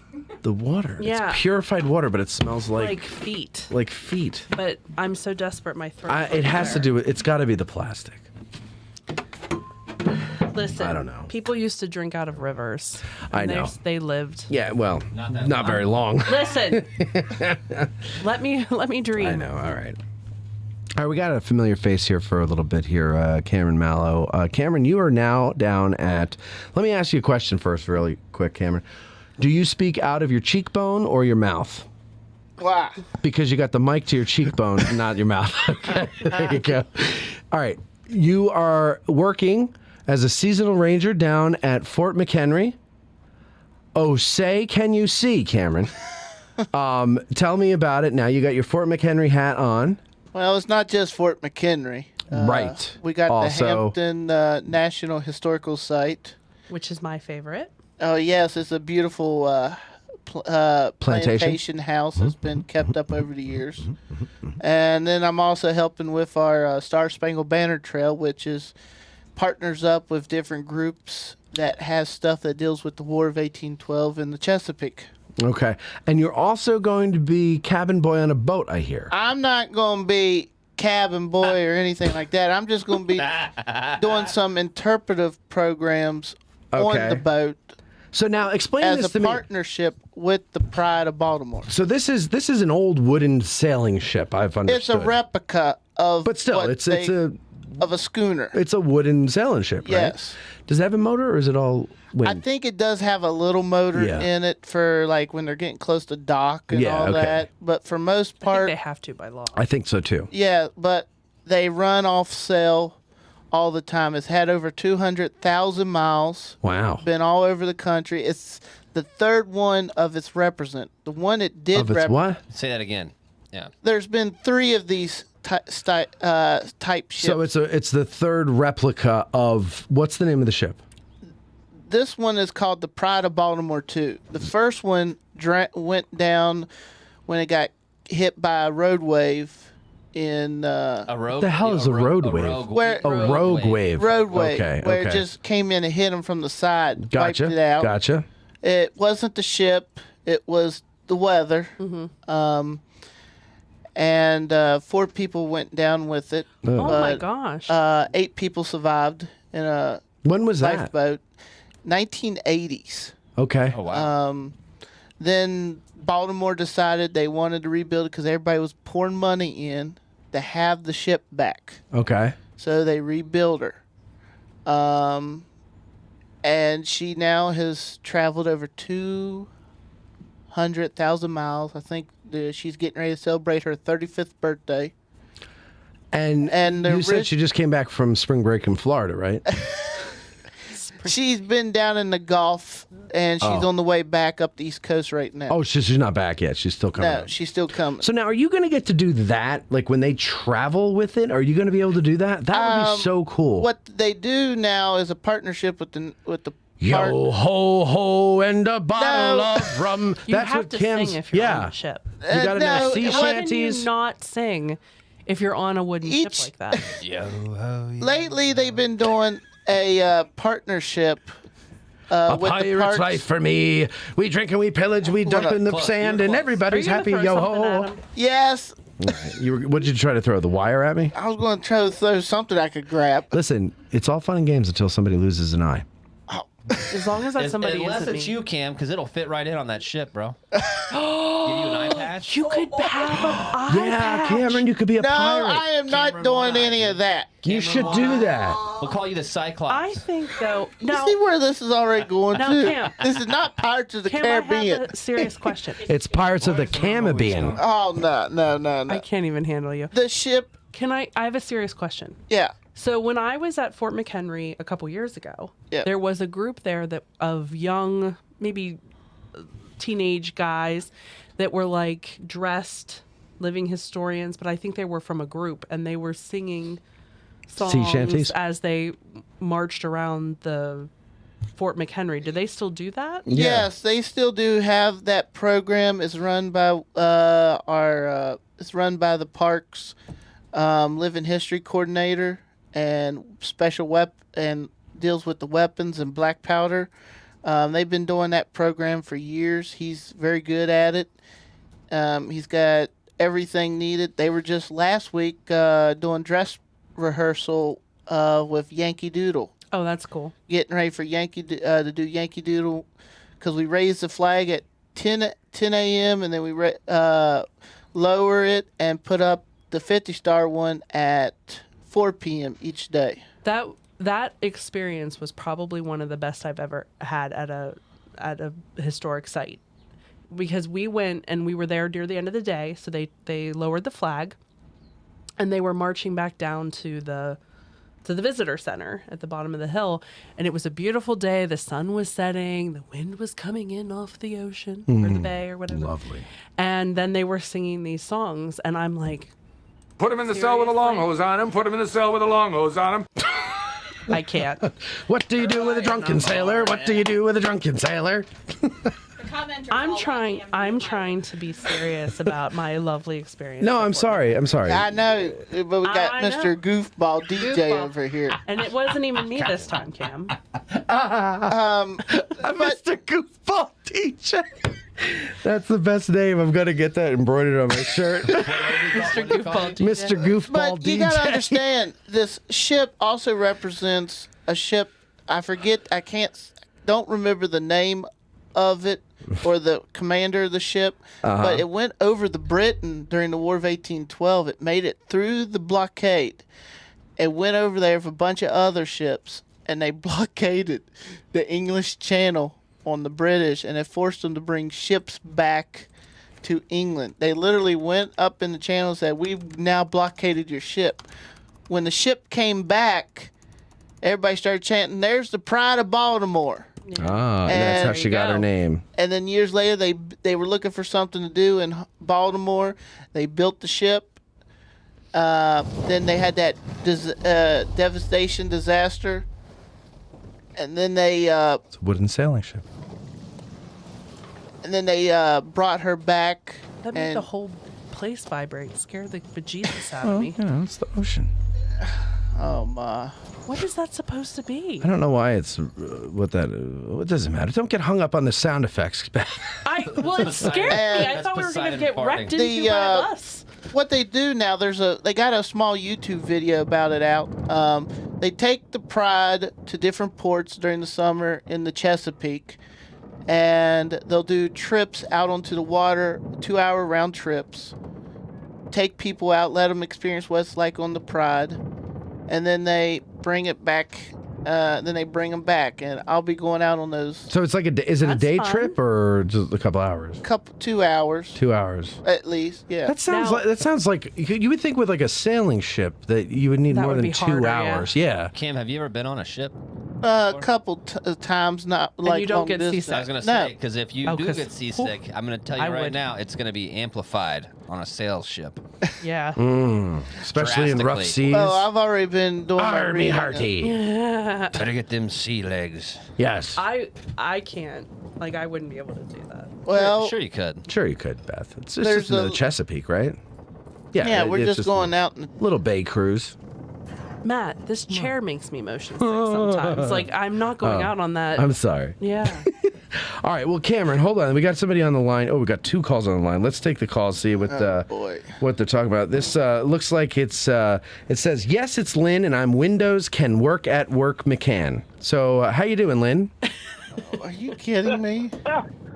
Oh, it's Lentz. That call, your call screener sucks. Okay. But I have a question for Cam. All right. All right. You listen to Cam? Yeah, I'm listening. Good. When do you work down there at Fort McHenry? I am working at Fort McHenry. Normally, I'm there every other day during the week, just about. Normally I get there about 8. And we open at 9, and I'm there till about 5 o'clock. And then some days I'm at Hampton, so it just varies. I can't really pinpoint. And then I have 2 days off every week right now, Mondays and Tuesdays. So, oh, go ahead. I'm sorry. Like, I'm down there tomorrow, and then I'm down there Saturday. And then what's everybody doing this weekend? Yeah, I know. And then Sunday I'm back at Hampton, and then I'm off for 2 days. I want to go when you're at Hampton. That's my favorite. I want to go is on the boat. How much is the boat ride? I don't know. You I could don't go on know. that trip on your own, Matt. You don't want to go on the boat? Oh, because the still makes you motion And sickness. then Wednesday I'm back at the fort. Thursday I'm at Hampton. So which is your favorite? Oh, you haven't done the boat yet. So out of Hampton and the fort, which is your I like favorite? Hampton because I'm right here. I'm just into my second week, so I haven't got to experience everything at its fullest, but it's probably going to lean more towards Fort McHenry. Yeah. I mean, that's a very famous fort. I just threw something at you. Listen, Cameron, if anything, is the most honest person you know. He can't lie just to make you feel better. Okay? Because one thing when I'm at the fort, I get to see a lot of stuff that you don't get to see when you're landlocked, like the big ships coming up the channel. Yeah. Ah, yeah. And then you get to see all the other ships out on the water. Yeah, that's got to be nice. Is the view nice? Yeah. Yeah. And then I get to talk military there for one So thing. if I'm going to organize a group of us to come down and see you, which one should we go to? I mean, should we wait? Well, until Hampton, you get in free. Okay. Oh. Fort McHenry, you got to pay $15 to get in. Okay. Not my calls what the fees are for the get in. No way to sneak us in. I get in. I can't do that. Now you can walk around the property of the fort, of the park, but there's an area fenced in. You can't go in the fort unless you got a wrist bracelet on. Aha! The old wristband. So can you swipe a couple for us and bring them back? Nope. Good, Cameron. I know it was a test. I wanted to see. You think I'm that crazy? I'm not. It was a test he just failed. What else? What else you got for him, Mikey? Yeah, and so you've been there only a couple of weeks. What's the one thing you have learned that surprised you the most? A lot of Navy language. Oh yeah. A lot Like about the forecastle? British name. Well, a lot about the different names of the British ships. Like ship of the line and brig. No, and, I mean like the name of the ships. Frigate. Their actual Do you name. know the difference between port and starboard? Yes, left and right. Which is which? The left side is port, starboard's right. Do you know why that's called that one?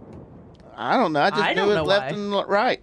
There is a reason, Why? especially for starboard. All right, let me guess. The port side is when you dock. That faces the port, and when the starboard side, when the ship sinks and it bellies up, that's the side that always points up first.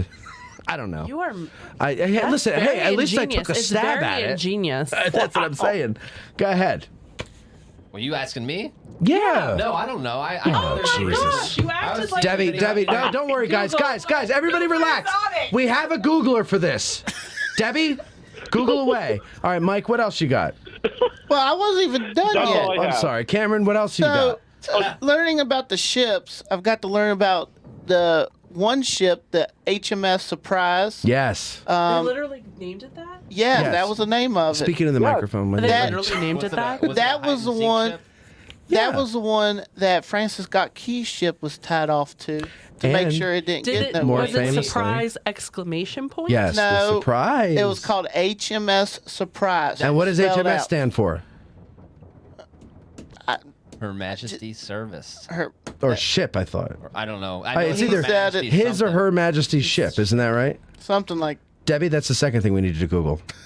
I missed that one reading about the first one. HMS. What does HMS stand for? I think it's His Majesty's or Her Majesty's ship. It's His Majesty's ship. It's His Majesty's ship.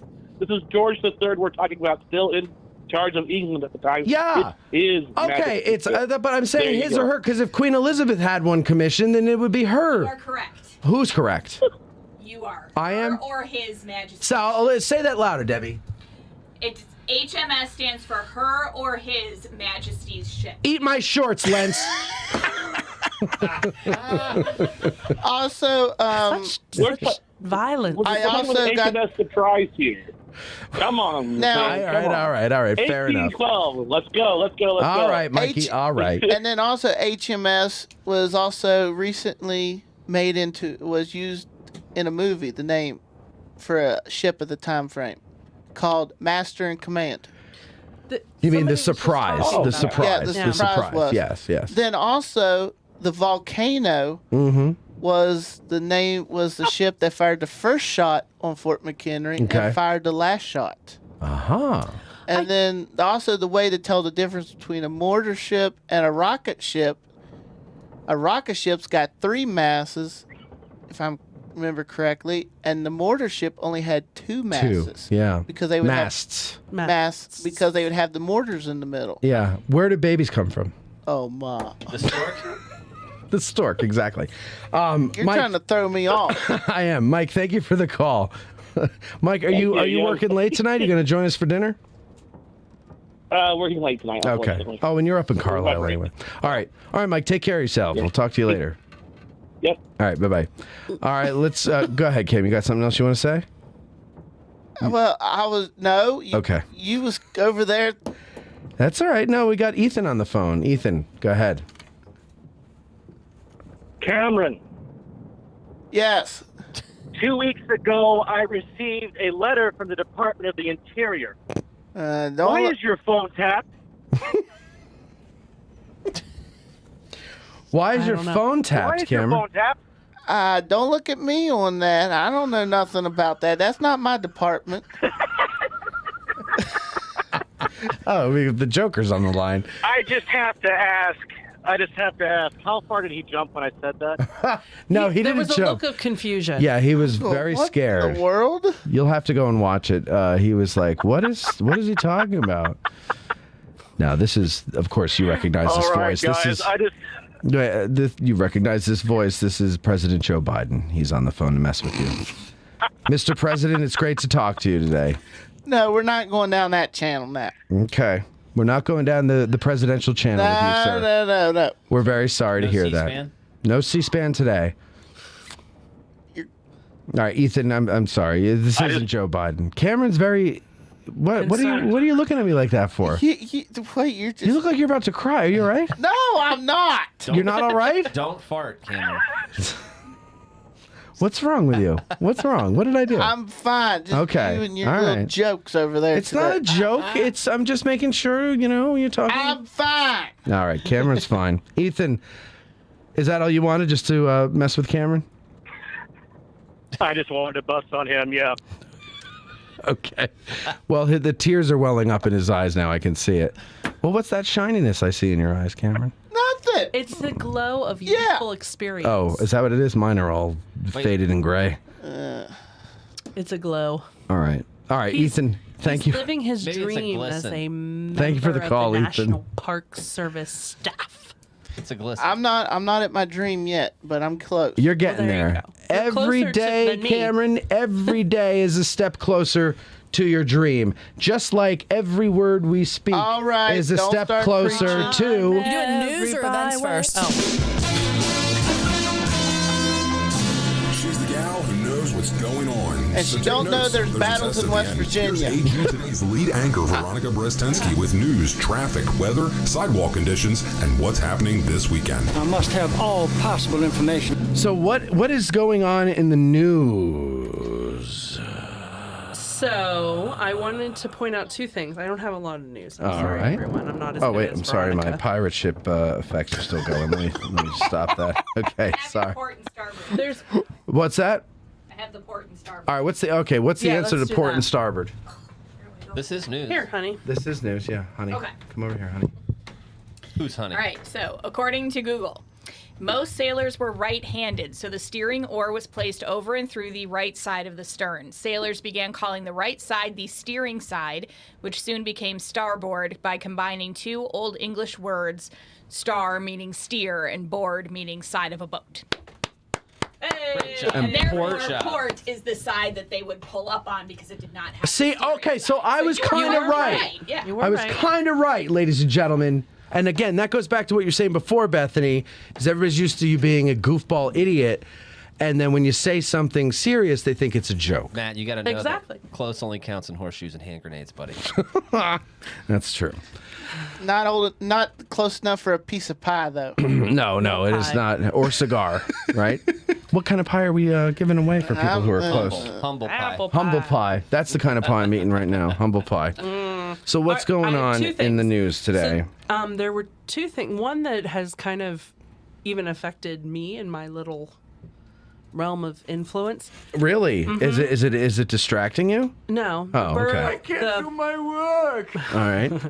The Borough Council, Gettysburg Borough Council, Oh. voted, I guess last night, to add commercial use to a bunch of different places, like specifically areas around High Street and Washington Street. Okay. So that they can open up as venues for public events. Oh.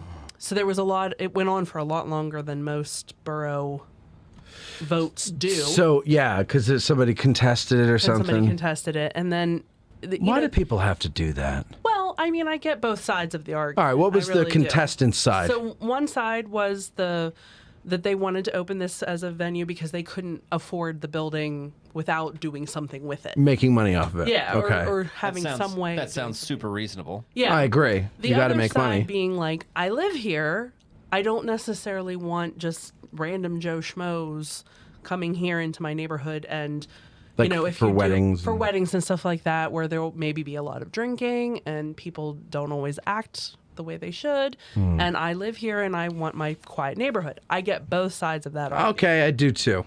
Yeah. So, How many people were on the con side, the anti? it was like almost half and half. Oh, really? Yeah. But So, just like everything else. yeah.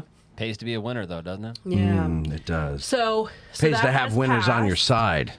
And so you may see a little bit more, let's say, hoopla around that. Hoopla, but at the great. same point in time, it can move forward. Well, now, as far so as so making this things is public so. Do they have a name yet for what the? I guess not, No. because they had to No, find out if they didn't. could go into business. I mean, I wouldn't have started Yeah. anything yet. No, I if wouldn't didn't either. know what was going to happen. So, but it's in the old what was it? Girls Academy? Is that what it was? But the original, the Young Ladies Academy, the Seminary. original seminary building Mhm. on the corner of High and Washington Street. Yeah.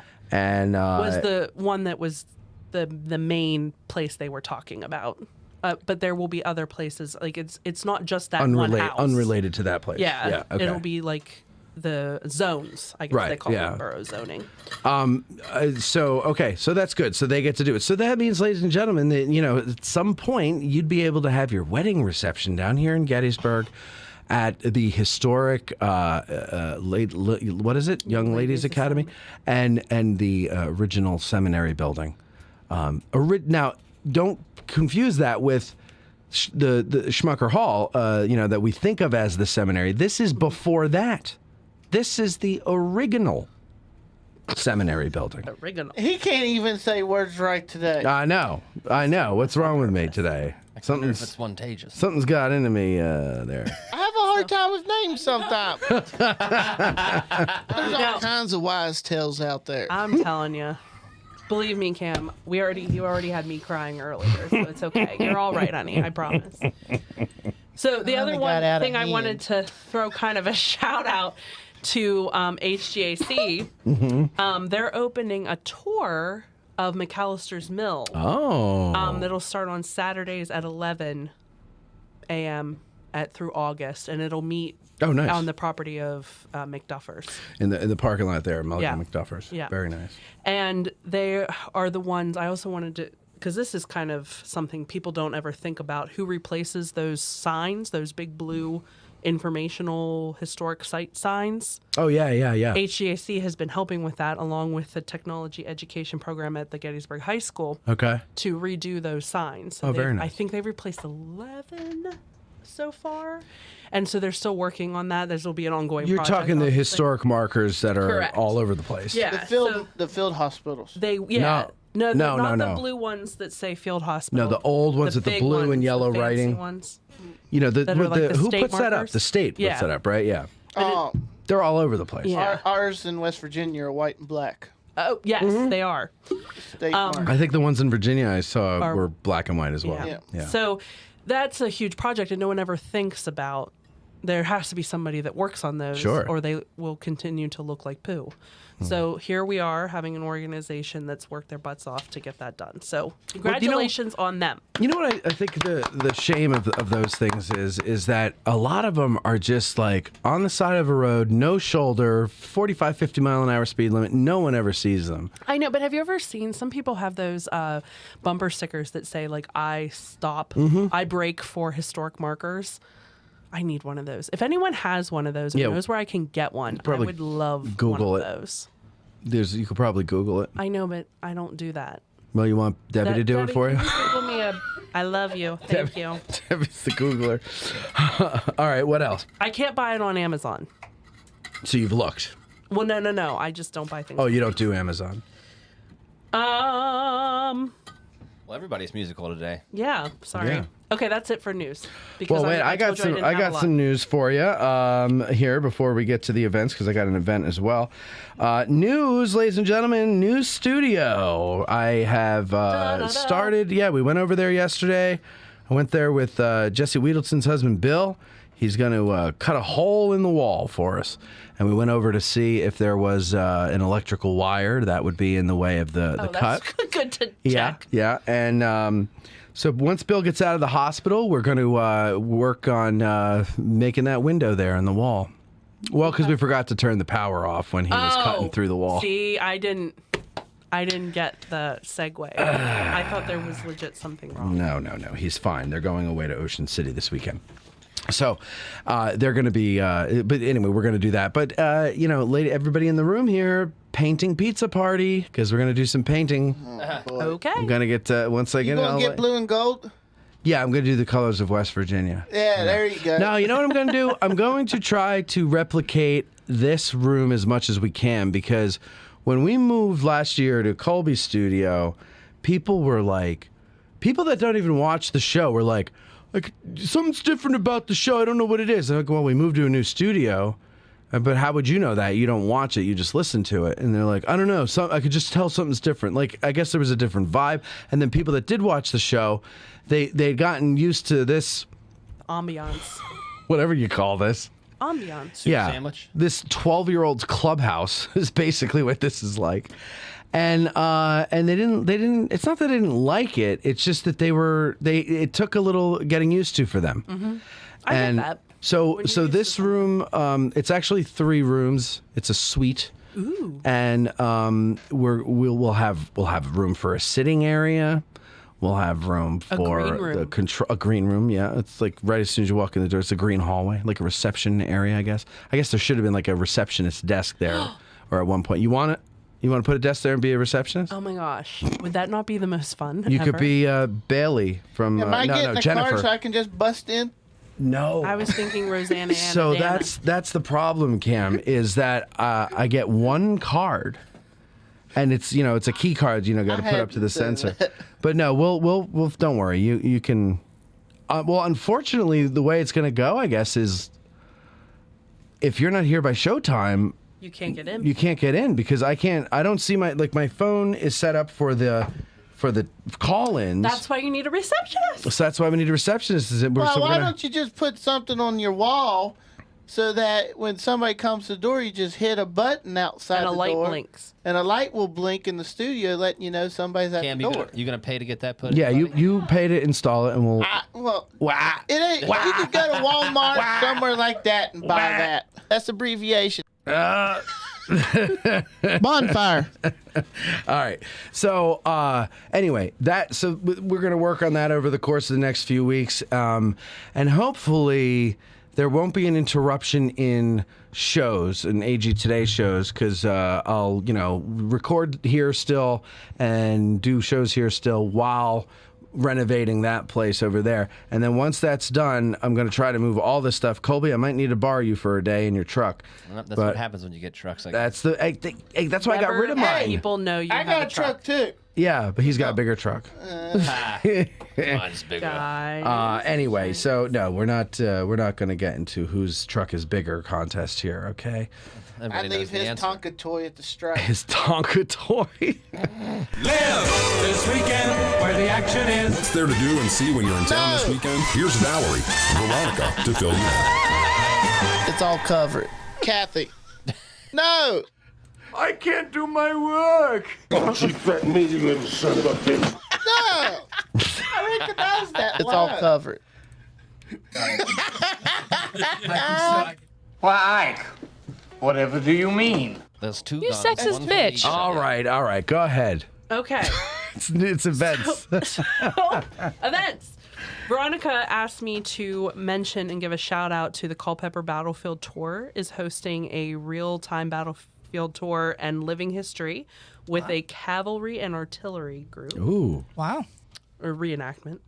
They're doing a film talk and a movie screening of the movie Gettysburg for the 160th, and this is June 9th through the 11th, and you can check out their website for more information. Ooh. So that's the Culpeper Battlefield Tours. Keep going. Just push through. Push through. Okay. Oh, wow. It's like giving birth. Okay, so here's the big one for this weekend. Everybody out there, take me seriously for one solid minute. That's interesting. It's Mother's Day this weekend. Oh, that's right. Just, even if you don't, even if... Let's all get up and dance to a song that was a hit before your mother was born. Though she was born Even if you talk to your mother all the time, your definitely call her because she loves you, whether you think so or not. But anyway, there's a lot of Mother's Day things going on this weekend, so you have no excuse for not doing something with your mother. They're just... Well, I have an excuse.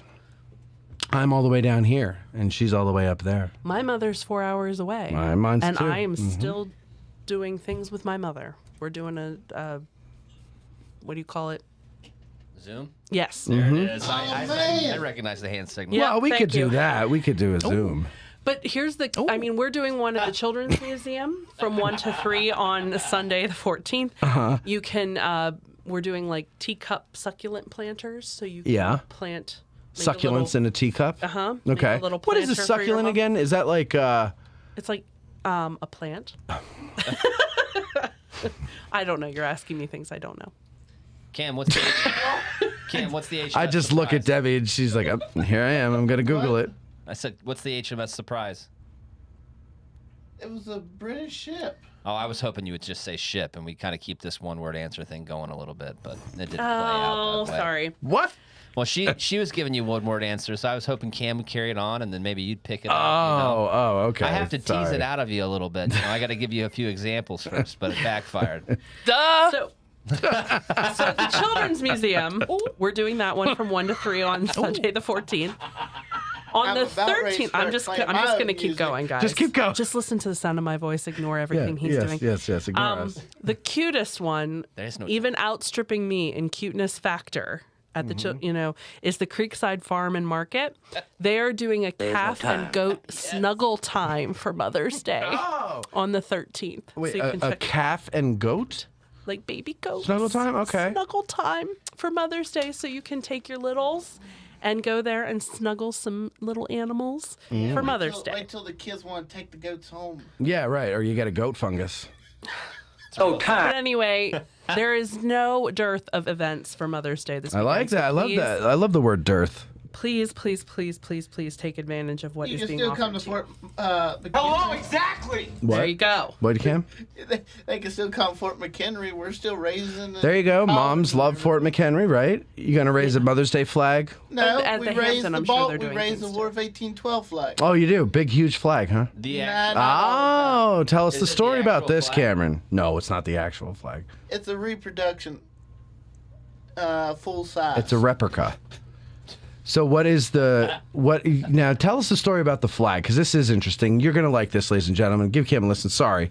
Tell us the story about the flag. You were telling me the other day. Which one? The one that was still there. The one. Well, the one Oh, that say does that. Keep going, stars. you start singing those songs, I'm going to. That's the song of your nation. I know, but I don't need him singing it. Push through. Push through, Cam. That's what he told me. That's what he told me. Push through. No, I'll just get up and walk out. Oh, okay. Oh.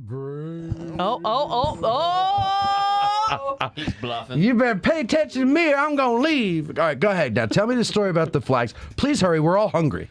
Starving. The one, so we got three flags. They're all a little bit smaller than the other. We got a storm flag that's exactly the size of the storm flag that flew at the fort during the battle. We also got. Do you know the dimensions of the flag? Like how many feet by how many feet? Can't remember right off. Because it's like, huge. It's like 30 by 40. Yeah, it's enormous. Yeah. Or ginormous. But the thing is, there's a difference in it. You can tell when you're seeing a War of 1812 flag because under the blue square, right, there's a red stripe that runs all the way through. So instead of the white stripe on today's flag, like this one right here. Right. Oh, right. There's an extra flag or an extra stripe or something, right? No. At the time, it was every state that was added to the Union. They would add another star and another stripe. Right. So can you imagine the 50 flag? stripes. 50 stripes, Yeah. 50 stars. So eventually they said that's stupid. And they went with 13 stripes to represent all the original 13 colonies. Right. And only add stars. Mm-hmm. And whenever a new state's added to the Union, the way I understand it, that flag, the first one of it is supposed to come to Fort McHenry to be flown. Got it. Oh, that's neat. So there's a bunch of first things that has to happen with a new flag or that happened there at the fort that revolves around Fort McHenry, which is real interesting. Yeah, yeah. I mean, it's the first fort that was commissioned by Congress, the U.S. Congress. Cam, I got a question for you. Yeah. Something I heard one time, and I want to make sure I'm remembering it correctly. And I'm going to try to get you back on topic here real quick. The flag from the battle. I've heard that the reason why in the song By the Dawn's Early Light, the flag was still there was such a big deal because there's prisoners on board the ship that key is on.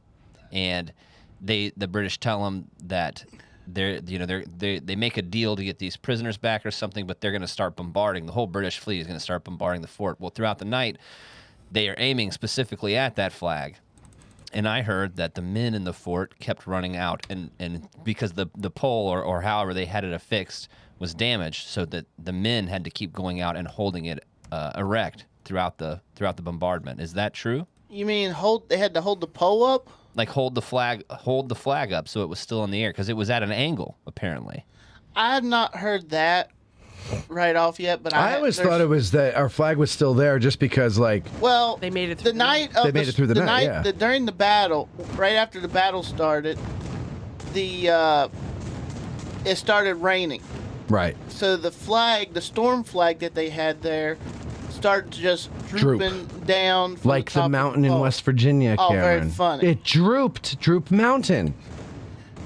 So at 9 a.m. the next morning, some people says it was flown in defiance, but it was actually regulation time To at go that up, time for the flag to be raised. Right.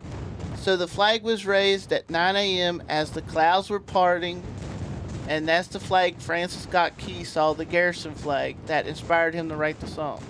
Beautiful story. I think we should all join together and sing our nation's national anthem in 3, 2. Oh, say, come on! You guys are anti-American. I'm not all anti-American. of you. No, you are. You should find Whitney You singing are also a card-carrying member of the Communist Party. You should find Whitney singing it. That's the best rendition. Well, we were I thought we were going to beat Whitney Houston, but apparently not. We couldn't. That girl could sing my kneecaps off, dude. She's too good. Kneecaps? Oh yeah, Kneecaps? that's how. Listen, kneecaps like a gangster shoots your kneecaps. Whitney will sing them off. Well, you can't see because it's too small. All right. Well, okay. What other events do you have? Okay. So coming up this weekend, there is Destination Gettysburg is running a event at the Eastern Museum of Motor Racing for National Travel and Tourism Week on May 13th from 11 to 2. They have food and hot dogs and all kinds of stuff, so stop out at that if you get a chance. Mm-hmm, very good. For anybody with kiddos, Safety Day at the outlets, where they were going to have emergency vehicles that you can come around and like get used to them in case your kids, like introduce your kids to what a fire looks truck like and a stuff, police yeah. car and things like that, is happening at the outlets on the 13th from 11 to 2. Okay. The World War II Museum on the 13th is running a Research Your Veteran event starting at 1 p.m. And I think it's kind of somebody telling you how to do that, so you can learn how to research your veteran. Okay. There is also an event that we're running at the Children's Museum, which is a 21 plus event. Ooh. On the 20th. 21 guns? No, meaning like there will be alcohol and no kids That allowed. wasn't even a soundbite.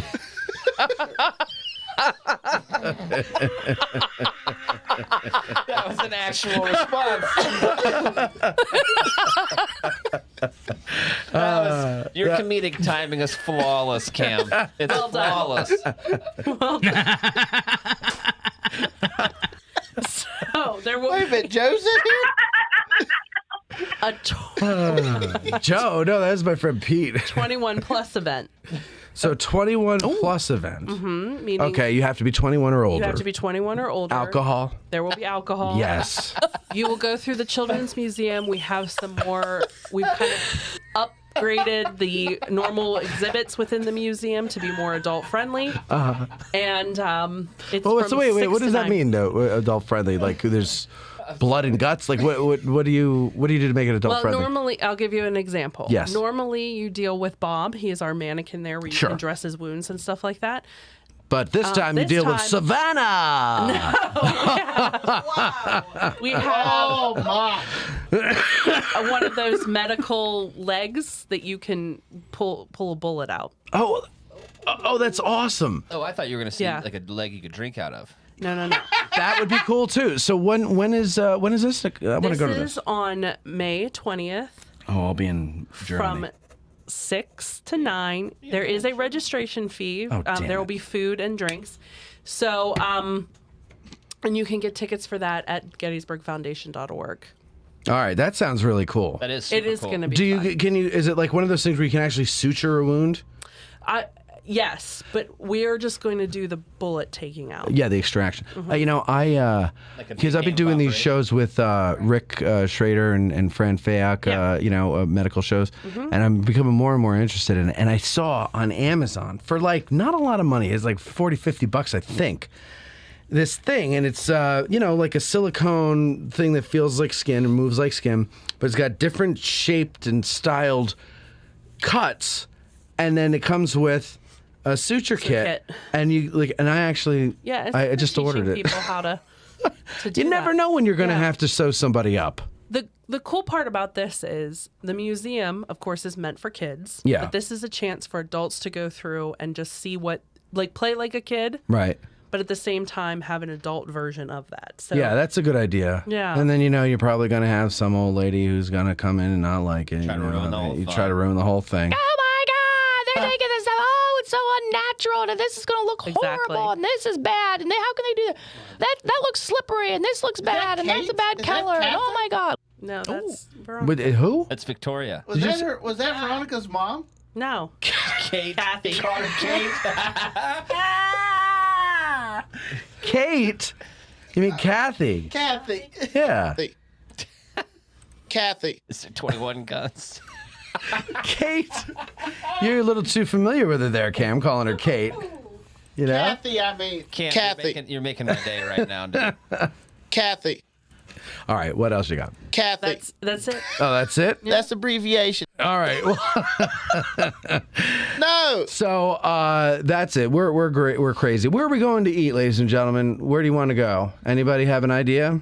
As long as it's edible, I don't care. As long as it's edible. That's a good. Cam good, said he wanted grilled cheese from McDonald's. No. grilled cheese from McDonald's. No. Yeah. Now Cam was telling us before that he doesn't like grilled cheese.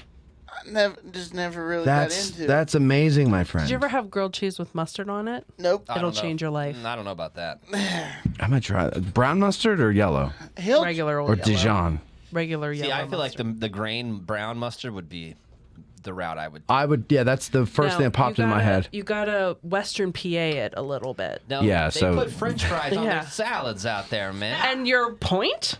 What's the point of a salad then? Honey, That's a great honey, in my school, You one don't of have our to tell me. I lived sanctioned out there. School Yeah. lunches was a French fry platter with ranch dressing. Yeah. Huh? Hey. You should have seen his face. Cam, come around more often, buddy.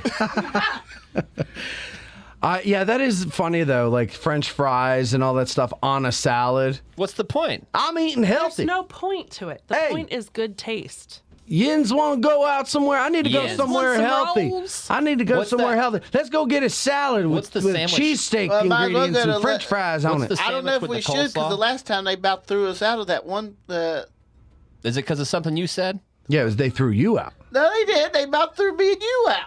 Where? Me and you. Labella's. Oh no, they didn't almost throw us out. Everybody left. Closing all the other diners. No, it wasn't even closing time. All the other diners couldn't stand how loud we were, so they all got up and left. Well, that's what you get for not giving us a private room. I'm sorry. God. Anyway, listen, we've got to get going. We've gone over here. We're going to go eat. I'm sure someone will decide where to go before we get there, right? I would hope. Otherwise, we're all going to be just driving around. That's right.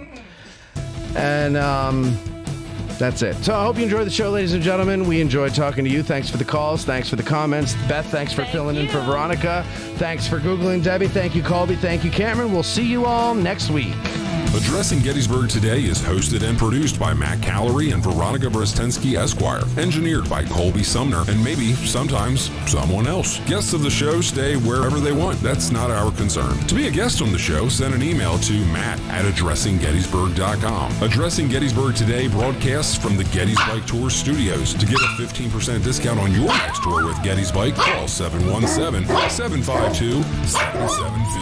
I'm Moy Grande, the voice of Addressing Gettysburg Today. Thanks for listening. Bonfire. Kathy.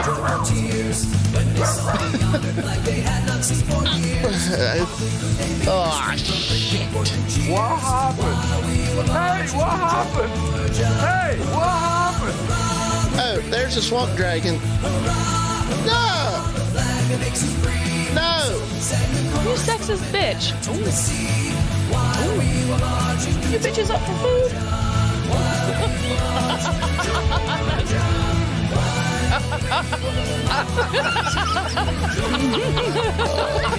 I believe you. What'd you do to him? This concludes our broadcast. Duh.